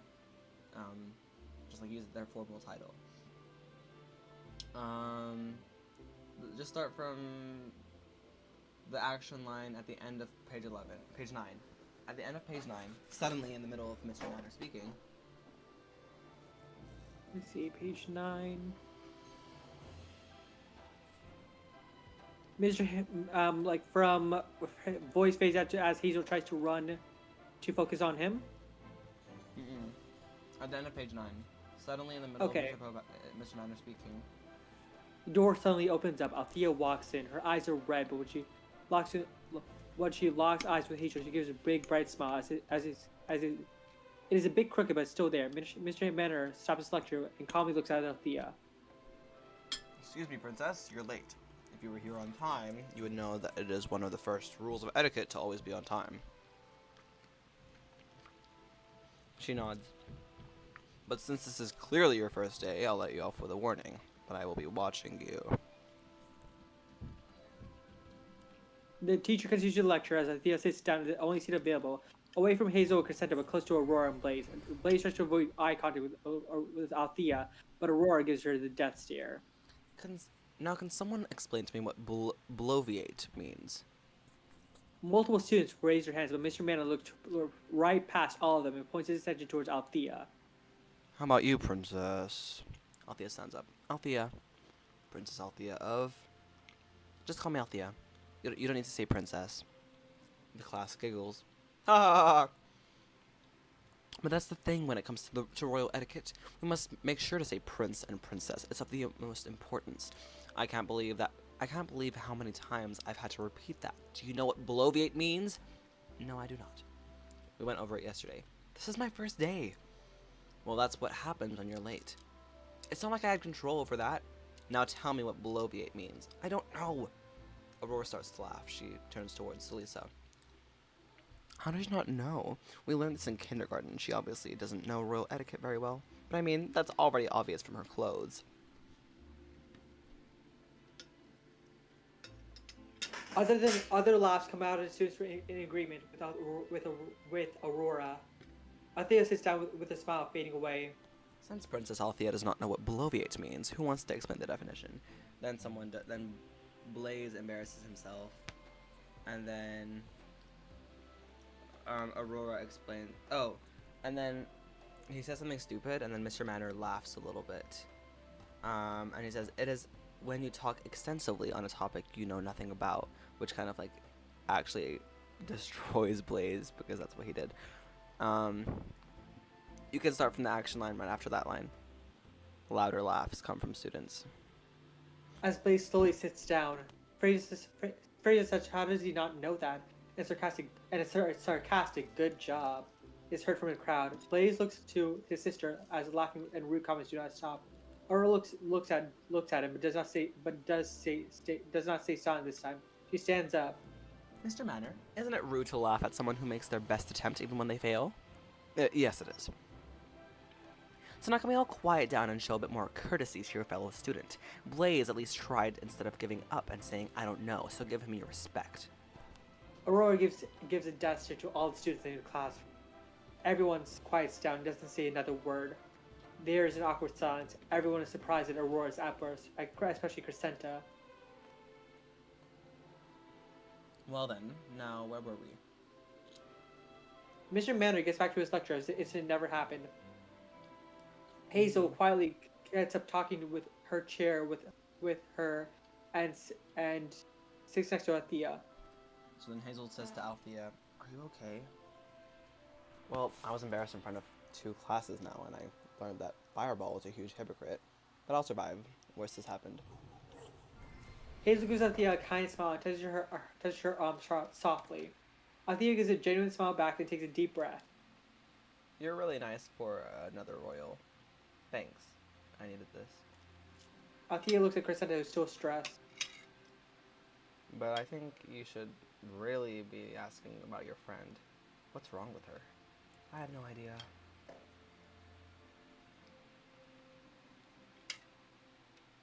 Cut Introduction to Sunnyside Magic High hallway. Moments later. Mm-hmm. Hazel is walking through the halls to her next class when River approaches her from behind. Hazel seems to be a bit annoyed as she's walking with her sight.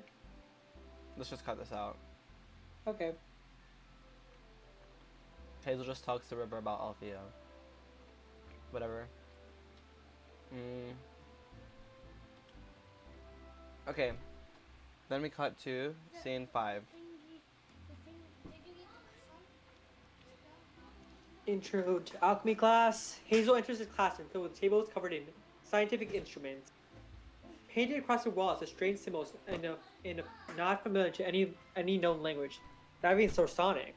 Although the room is filled with strange items and unknown images, it's very organized and neat.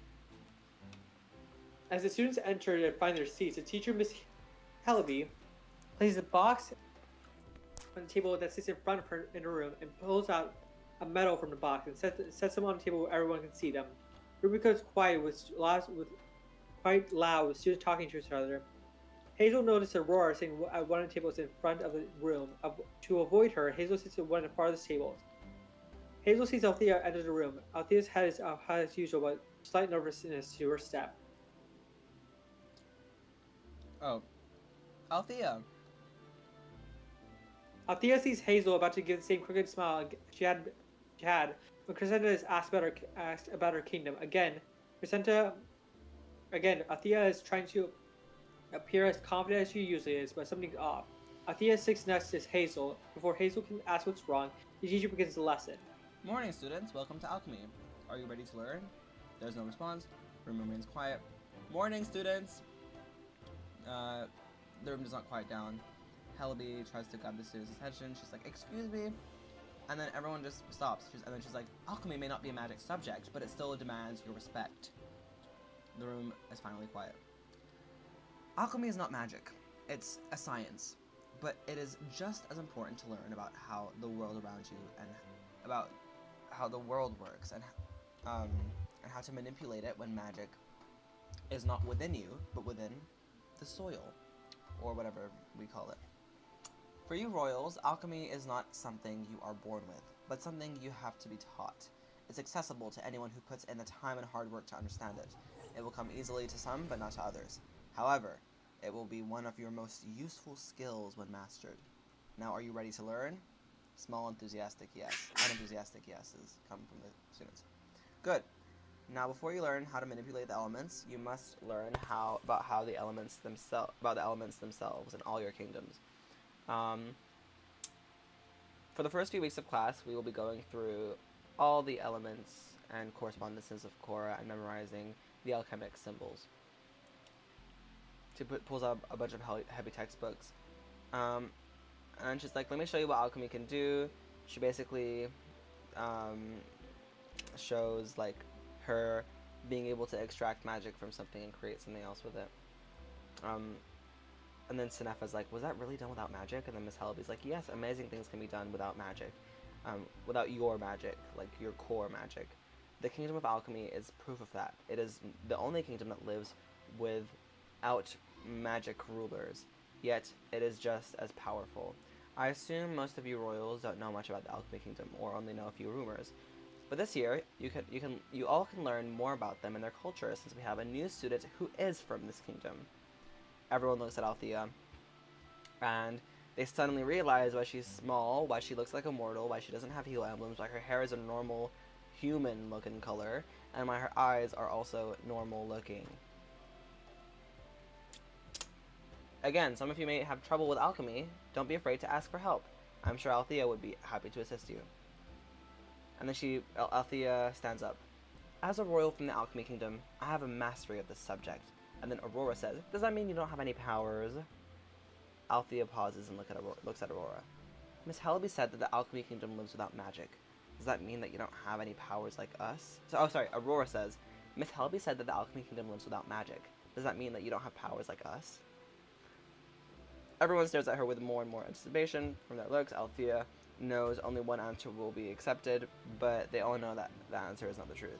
And then Aurora says, I just don't understand why we are learning about science at a magic school for magic users. And then Althea says, you can't use your powers for everything. We're royals. We were born with magic. It's what makes us different. It's what makes us who we are. It's what makes us royal. I'm a royal and I don't have magic. Althea pauses and realizes her mistake. Then why are you here? Aurora, quiet down.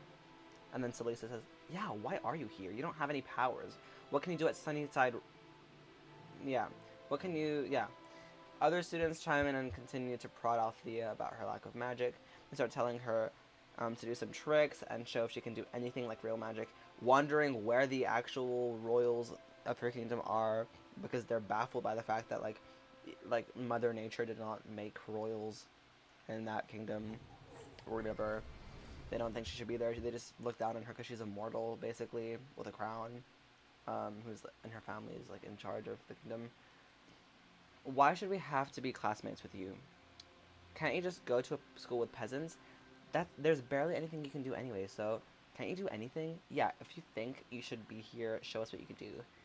Althea freezes, not knowing what to do, comments, and turn into insults. And then Miss Hellaby is just like, why do I even try?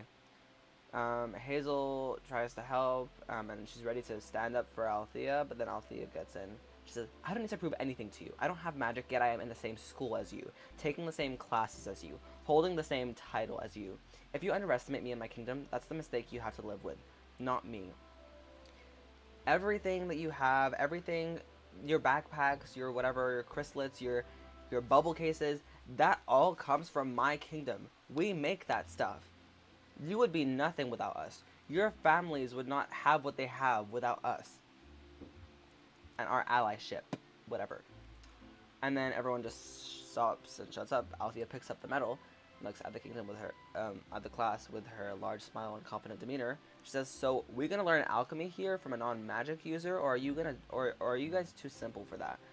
Althea hands Aurora that piece of metal. Althea walks back to her table and sits down next to Hazel. No one says a word. Miss Hellaby sighs and walks back to the front of the class. Thank you, Althea. Now that you have seen alchemy for yourselves. And then Aurora scoffs and tosses metal onto her table. Aurora, since it's so obvious that you have not been listening and still do not see the value in alchemy, why don't you try it yourself? Why don't you all try it?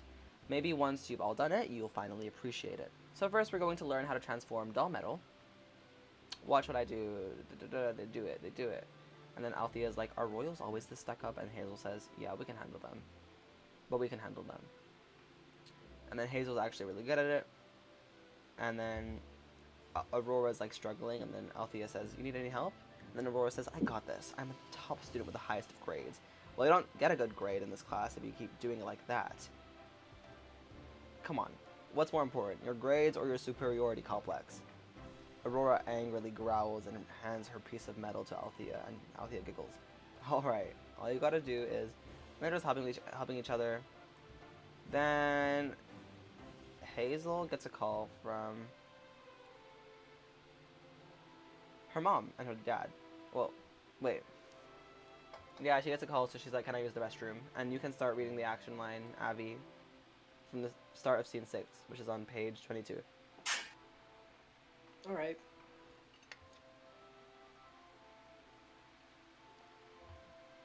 She hurriedly gets out of the classroom and into the hallway. She accepts a phone call, and a video of her parents shows on the screen. She looks very serious, but at least Queen Hazel looks happy to see her daughter. But the room Queen Clazer and Queen Glenn is rather dark, limited by a few lights, as if it was nighttime. "Evening, Hazel," says Queen Clover. "Mom, what's wrong? Did something happen?" "Nothing happened. We just wanted to know how well you are doing from your first few days of school before we sleep for the night." "That's right. Sunnyside is a few hours behind. I'm in the middle of class right now. Maybe you can call me tomorrow during lunch." "You don't seem very busy right now." "I'm helping someone in alchemy." "Alchemy? They're making you take a non-magic course?" "Just because it's technically not magic doesn't make it any less important. It's been a very educational class, and I'm doing very well in it so far, and it's a very good skill to learn. Althea is from the Alchemy Kingdom, and she's just as strong as any of us. A royal from the Alchemy Kingdom is going to Sunnyside Magic High. Hate that name. Yes, and she's very nice and very strong and very friendly." You can read this. Hazel pauses when she notices her father's expression. The more she talks, the more serious he looks. She knows no matter what she says, he and her mother would never change their views. So he stops, calms down, and tries to look more serious like them. Interesting. Have you been doing well in any of your other classes? Yes, we did matches in PME for self-defense. I beat my friend River. Of course, a princess wouldn't... Oh, I don't like that line. No, it doesn't make sense.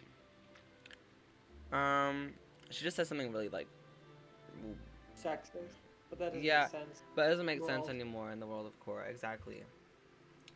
So, just imagine she says, like, a really negative, disgusting, weird comment. Well, I need to go now. Remember, Hazel? If school gets too hard for you, you can always come back home. Good night. I'll be fine. Bye. She just Before he Hazel looks towards her father one last time. His face looks stern as it always been. Hazel quickly darts her eyes away from him. He's unable to make eye contact with him.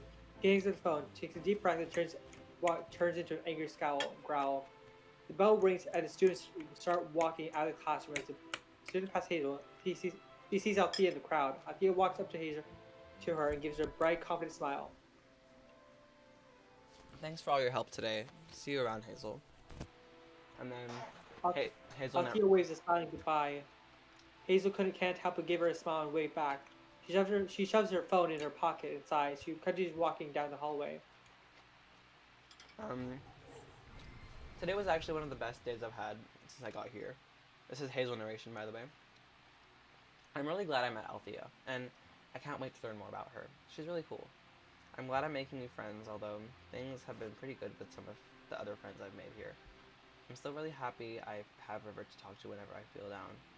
I feel like he's always there and knows how to make me feel better. Oh, no, don't read that. She just walks past River. I've noticed that he's become good friends with Zephyr, and I'm happy for him. Speaking of Zephyr, I still don't know much about him. We've been roommates for, 2.5 months now, and the only times I've really talked to him is at breakfast or dinner rarely.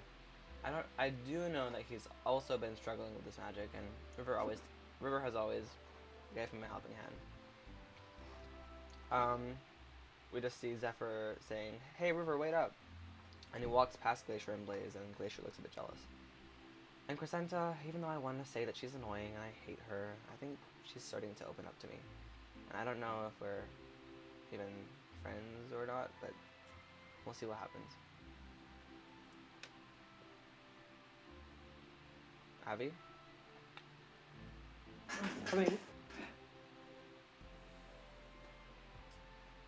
Scene 7, at the end of page 25, last scene. The scene opens up with Hazel and Crescenta walking back to their house from school. It's an afternoon and it's sunny. The streets seem to be clear and the two walk beside each other quietly. Hazel isn't exactly excited to talk to you with Crescenta and waiting for the time to pass. Eventually, she breaks the silence. Hey Crescenta, do you remember that girl from our first... Hey Crescenta, you know Althea? Oh, sorry. Hey Crescenta, you know the new girl? Yeah. That one that was acting all weird? What about her? Well, it turns out she's from the Alchemy Kingdom. That's why she looks like a mortal. That's why she's small and doesn't have heal emblems. You know? The one with no magic. Yeah, I know. What do you think I am, a moron? So what is that magicless weirdo doing in our school anyway? Hazel was somewhat annoyed with Crescenta's phrasing. What we're all doing here, learning how to be royals. What does it matter if she has magic or not? Hi guys. Anyways, did you see how Roar defended Blaze in etiquette? Like, what was that? Isn't it rude to laugh at someone who makes their best attempts even when they fail? Yeah. There's an awkward silence. There's an awkward silence for Hazel between the two at the moment. Hazel breaks it with some hesitation. Crescenta, you've been acting kind of off today. Is something going on? Crescenta seems a bit surprised that Hazel noticed, but she does her best to dismiss her. Off?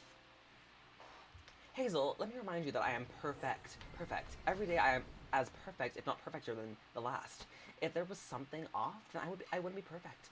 So no, nothing is going on, because as you can see, I'm perfect. Crescenta, I'm your friend. You can talk to me about things. Crescenta stays quiet as she's looking away from Hazel. If something's bothering you, we can talk about it. Hazel, I get you're trying to be nice, but there's nothing wrong with this crescent. Crescenta, fine, yes, there's something bothering me. What is it? So you know how everyone... Oh, spoiler, you can't know this. This is what we keep avoiding. And long story short, they just get closer as friends, and as Crescenta basically does a big thing and asks Hazel for help, and Hazel says maybe. And that's all I'm gonna read to y'all, because everything else is really plot heavy, and I can't avoid it. This is the most I could avoid. So thanks for sticking along. Let's read what people are saying. Crescenta to a non-royal cousin. Is that some common or joke that I'm just too royal to understand? Question mark.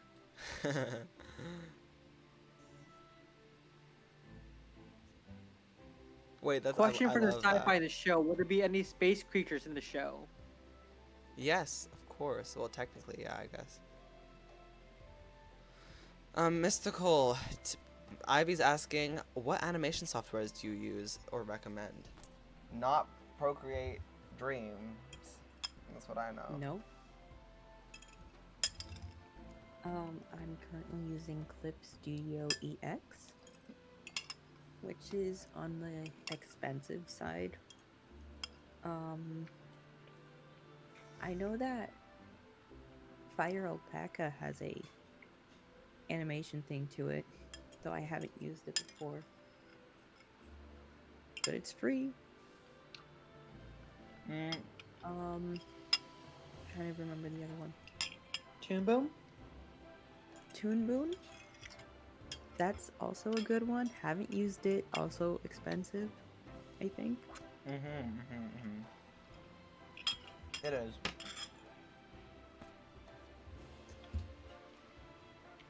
Many of our animators use it though.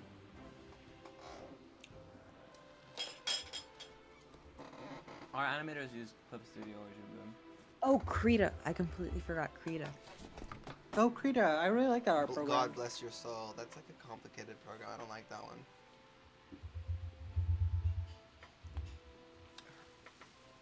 Krita's free, right?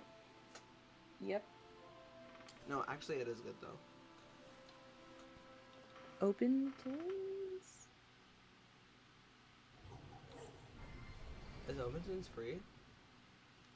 I'm trying to see. Fire I'm sure it's Alpaca not and free Krita, anymore. I think, are free.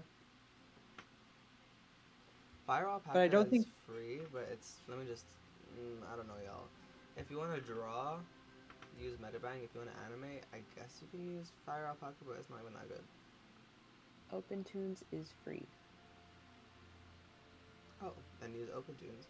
They actually animated Steven Universe inside OpenTunes. That's the truth. Daniel asks, are the Shadow Kingdom the goths of the world?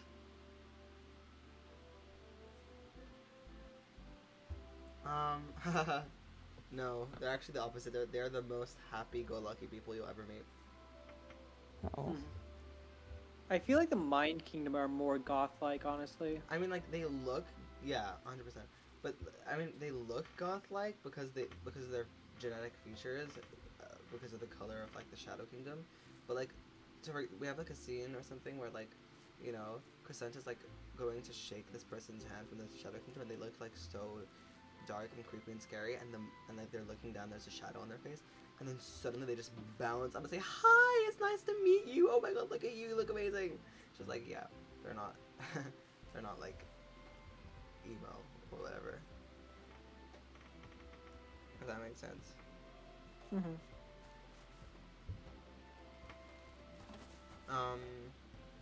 Anyways, what were your thoughts? I want to hear people's thoughts on the episodes that we just read. Why is no one saying it? Oh, by the way, I probably need to go soon because it's like literally 1:10 right now. That is fine, no worries. Thank you for coming. Yeah, anyway, good night. Good night. Good night. What were your thoughts, Mystical? Since this is like, you got like basically 4 episodes. Or old episodes, proto Sunnyside. It's nice to hear how it started. Like, or where it was going at first. I'm like excited to find out what has changed, what has stayed. Yeah. All that.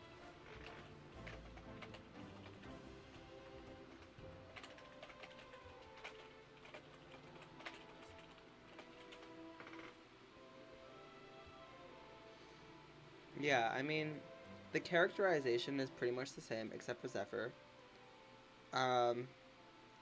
River a little bit too. I think Hazel and Crescenta are mostly the same, but change a little bit too.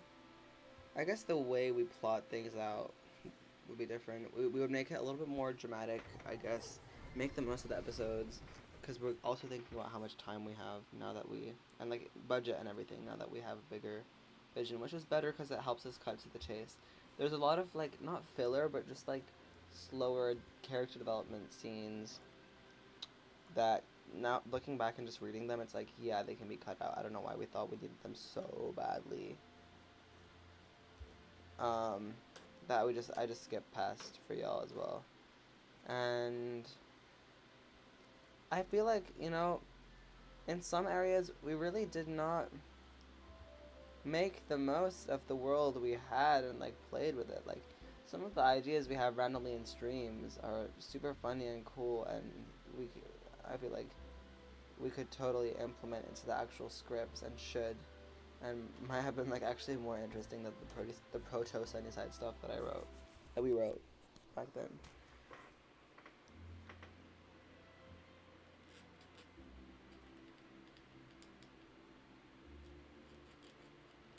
Because again, that's like old stuff. We know it is not the best work. 100%. This is true. Slower character development is better. I just think character development should be done in more interesting ways. And it can be done in more interesting ways to also move things forward. Let's see you guys. Like instead of a hallway scene, right? Let's see you guys. What's wrong with it? Enough. Let's see. Lovely. Instead of a hallway scene where they're talking about something, you know, a different setting where we show more of the house or something might be better. Or like they have that conversation in a crazier environment. I don't know how to explain, you know what I mean? Like something that does multiple things at once. Exactly, it is about being memorable.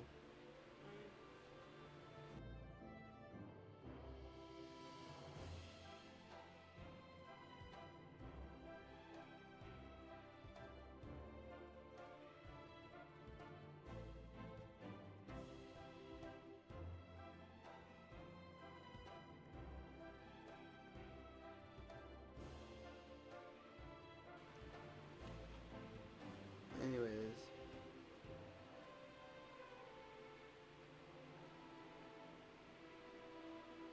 Exactly, Whimsy Craze. Well, when I say the best, I don't mean like literally the best, like among other things, as in like just the best that we could produce. It wasn't. We aren't going to be a safe show, that's for sure.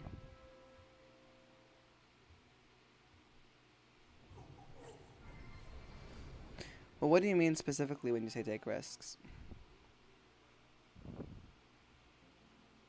Sometimes it's more like you do how you do than the time it takes and the amount of the development in the plot. Exactly.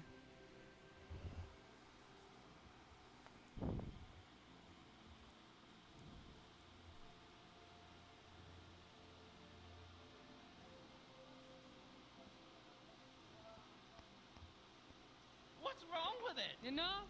I mean, when it comes to taking risks, even in Proto Sunnyside, there was a lot of crazy, not like safe show stuff that I couldn't read to you, that I just like avoided. Crescenta is so Julia. I love that. Crescenta is Brad Summer. Experiment with different kinds of characters.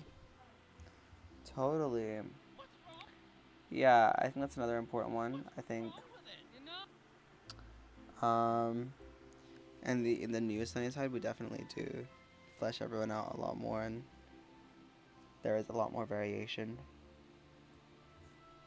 100%.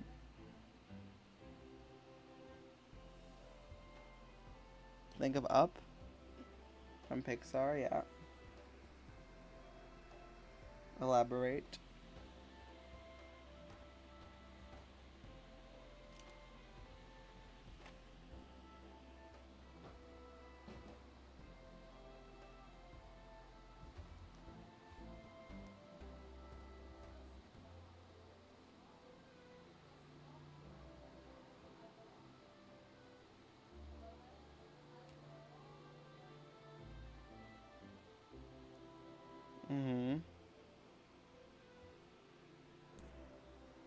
Definitely.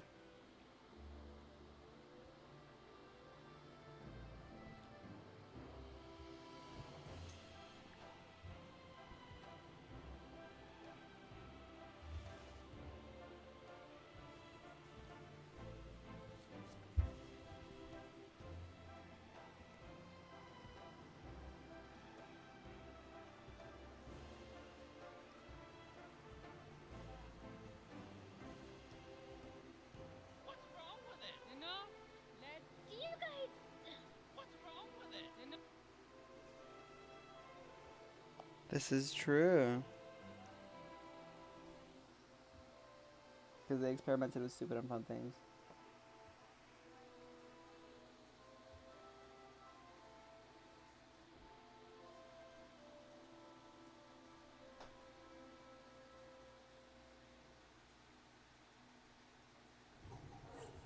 What's wrong with it? And what's wrong with it? And what's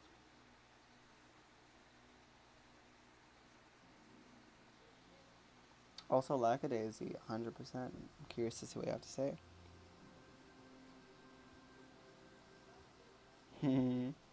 Oh my god, Dev. I love that.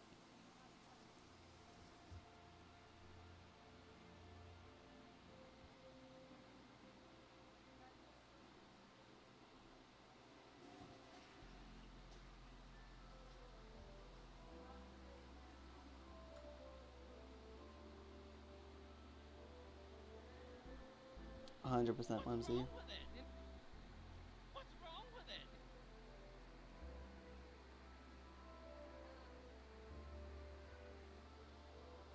it? What's wrong with it?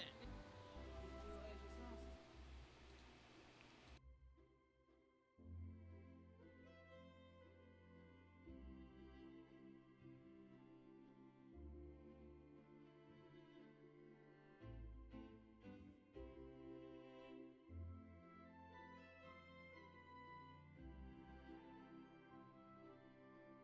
And what's wrong with it? And what's wrong with it? And what's wrong with it?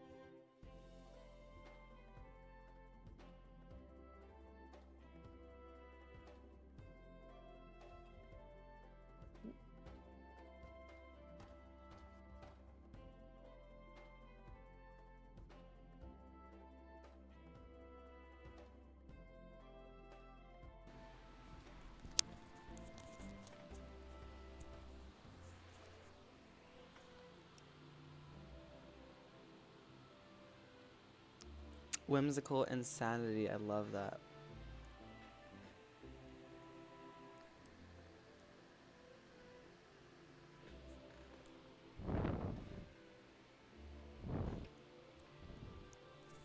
Oh wait, you can't see. I have not seen the Friday Night Funkin' hit single mod.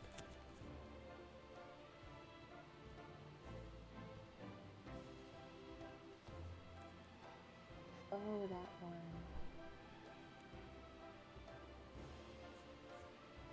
What's wrong with it? And what's wrong with it? And what's wrong with it? And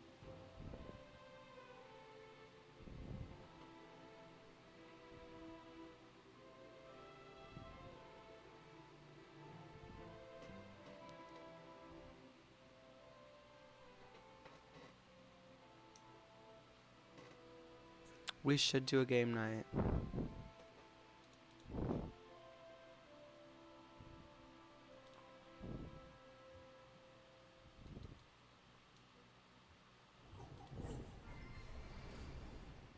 That's one of the things we really do want to do in the pilot.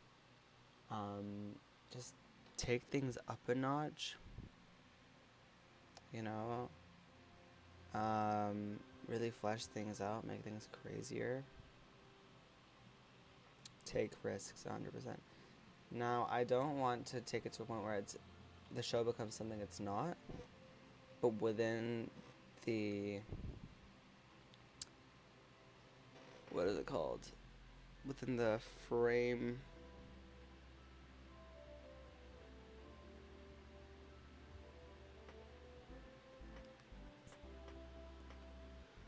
Within the framing that we have established.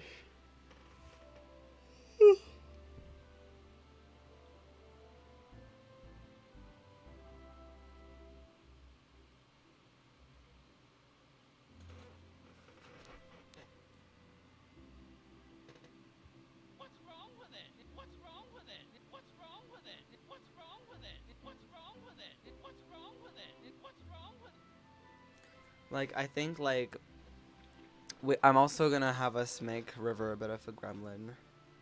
As you can see in this shot, the proof of concept, he has some gremlin in him, where he is, like, you know, from what meets the eye, he's this, like, zesty, like, nerd, but also like he's like a little silly little mastermind actually, and like we're really going to have Whimsy. That's so. I don't think we're trying to be kid friendly. Like I'm in fact I'm trying to help us stray away from that as much as we can. I guess I just commit to not saying curse words on streams just for monetization on YouTube issues, and also just because I want to keep that PG window open as long as we can, just because it's safer until further notice. But in the sense that like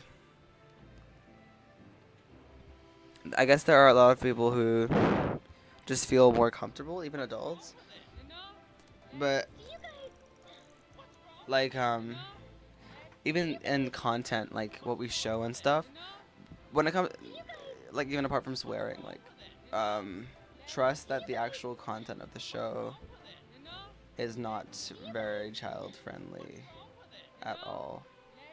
There are some crazy things that I'd rather not speak about that I glossed over. You know, yeah.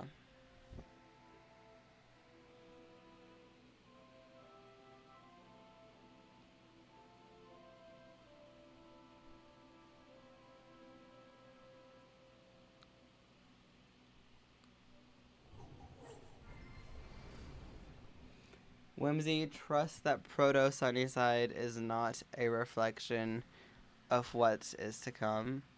I promise you it is a very cliche summary of what it was at the time. And we have come a long way since then. And I do really appreciate what you're saying, by the way. So thank you, and thank you for sharing your knowledge and opinion and stuff.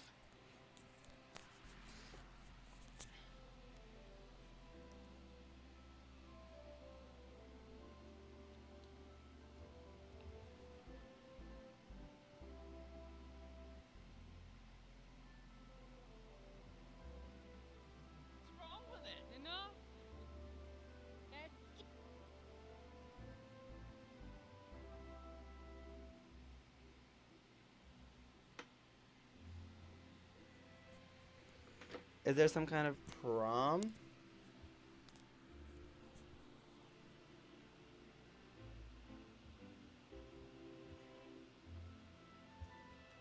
Kind of.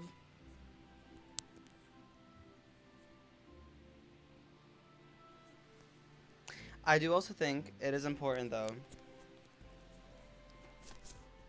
that... Never mind, I forgot what I was going to say. Who's the hardest to write out of the teachers?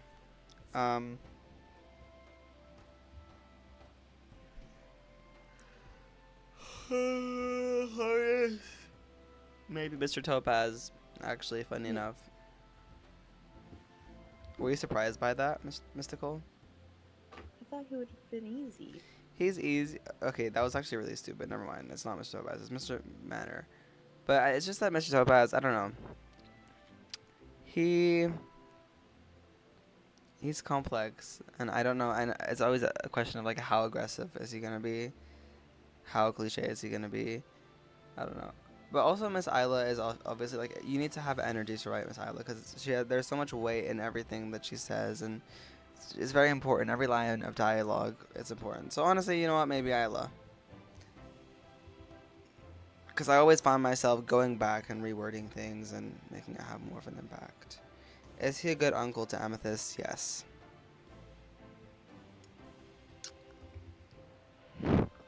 Ow, my elbow.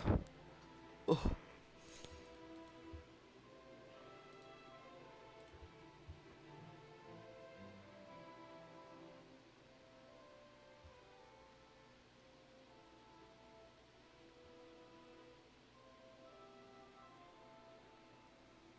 This is true, MZ.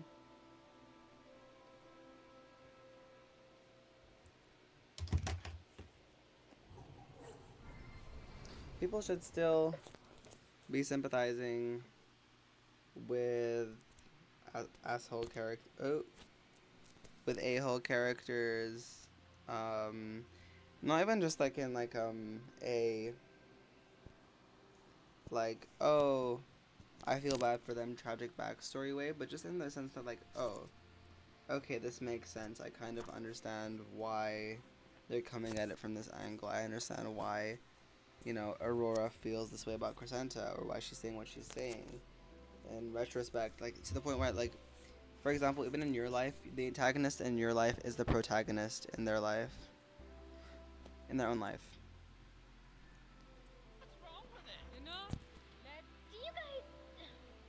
Let me, oh my god.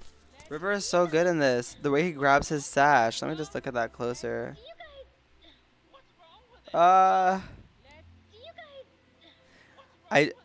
You probably know this, but like, Isla, are you just gonna like move around Isla's frame so that it's like more on beat or whatever?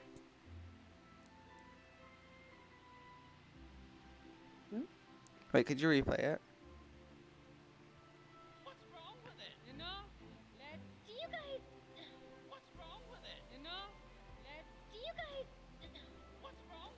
Oh, this is so good.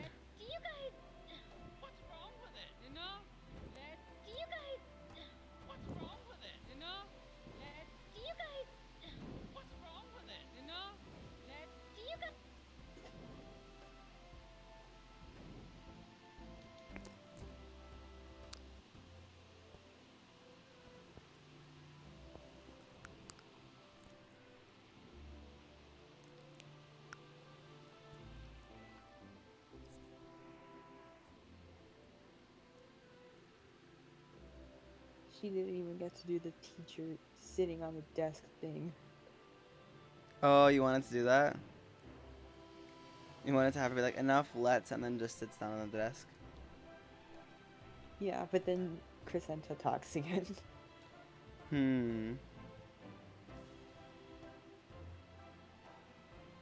Sorry. Huh.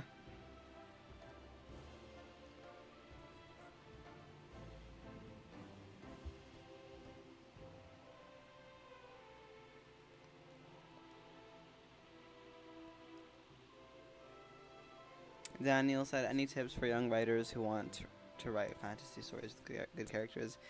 Well, yeah, as Whimsy said, DM Whimsy. They'd love to share. But I think personally I'd say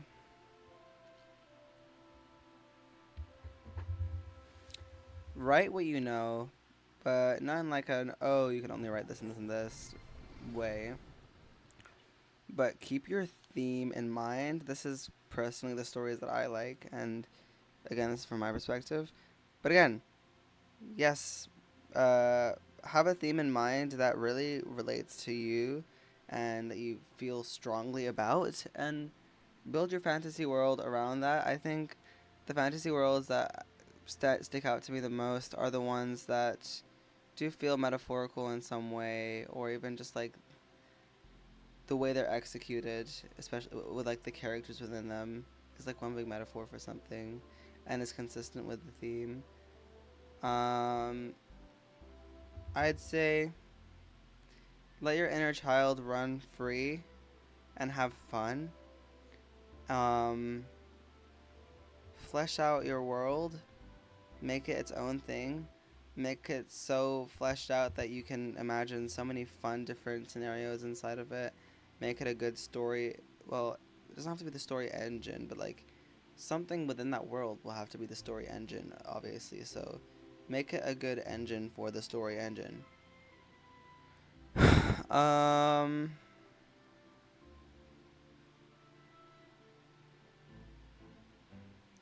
Keep in mind that your characters are people and they have flaws. And oh, the biggest thing, honestly, the more flawed your character is, the better. Obviously, of course, there should be like positive traits there to make them so lovable, but people resonate the most with flawed protagonists.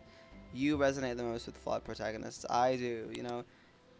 Crescenta, everyone loves Crescenta because she's a flawed protagonist. Like, if Crescenta was like super perfect, it, you know, she wouldn't be as appealing. Yeah.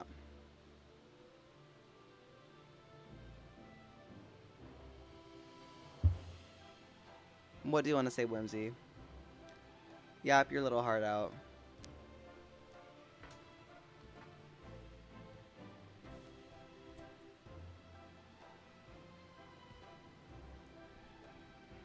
That's, yeah, exactly.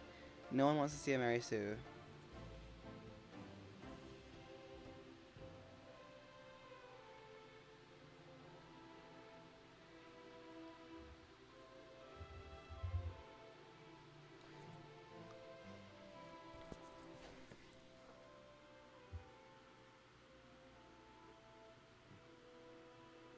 If anyone says bloom for wings, then I'm fighting y'all. I love Ivy. The Ivy.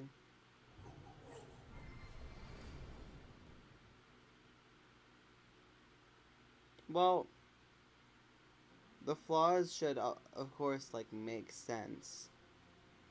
And flaws do objectively make a character better. I feel like Mary Sue's are only good in like comedic scenes. Yes.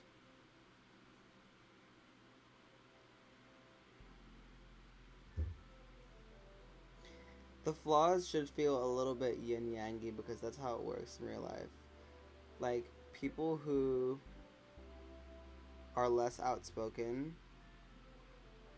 can be better listeners. People who are more outspoken, so people who are less outspoken can be better listeners, but they can also be not as good at communicating. People who are more outspoken might be great at communicating and handling conflicts, defending, but they probably won't be as good at listening. That's a very broad, vague example, but yeah, I hope that makes sense. Megamind, One Punch Man. Oh, Whimsy. Hashtag Megamind. Hashtag One Punch Man.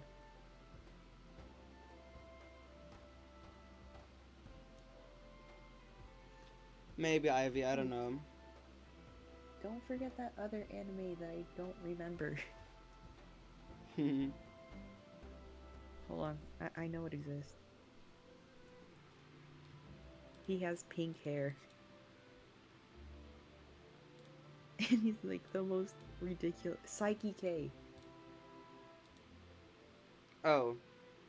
I just saw Never what you wrote watched in chat, Mystical. But it's funny. Okay, y'all.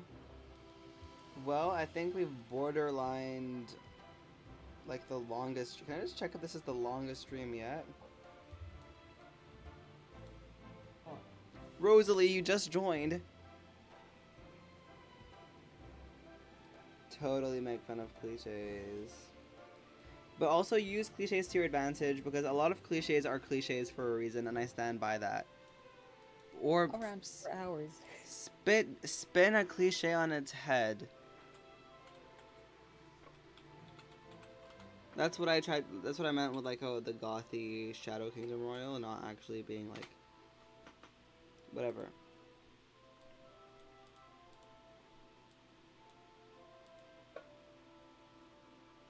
I'm just checking if this is the longest. Oh, what? We've had a 4-hour stream? Sweep? Sweep on May 31st?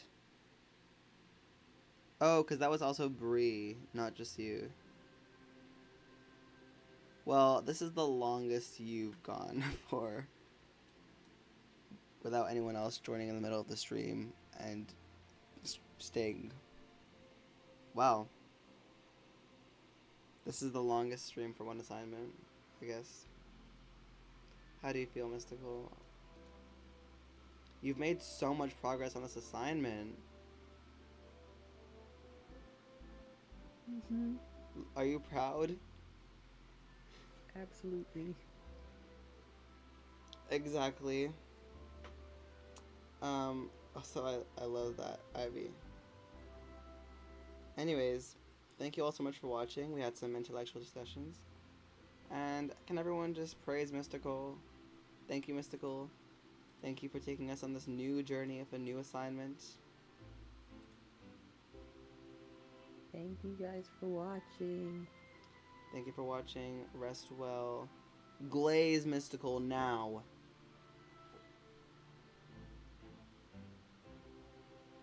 Mystical is so good. Amazing Mystical. She is so fetch.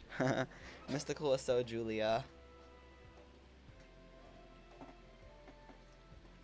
Mystical, it is absolutely beautiful. Anyways, good night, everyone. Bye.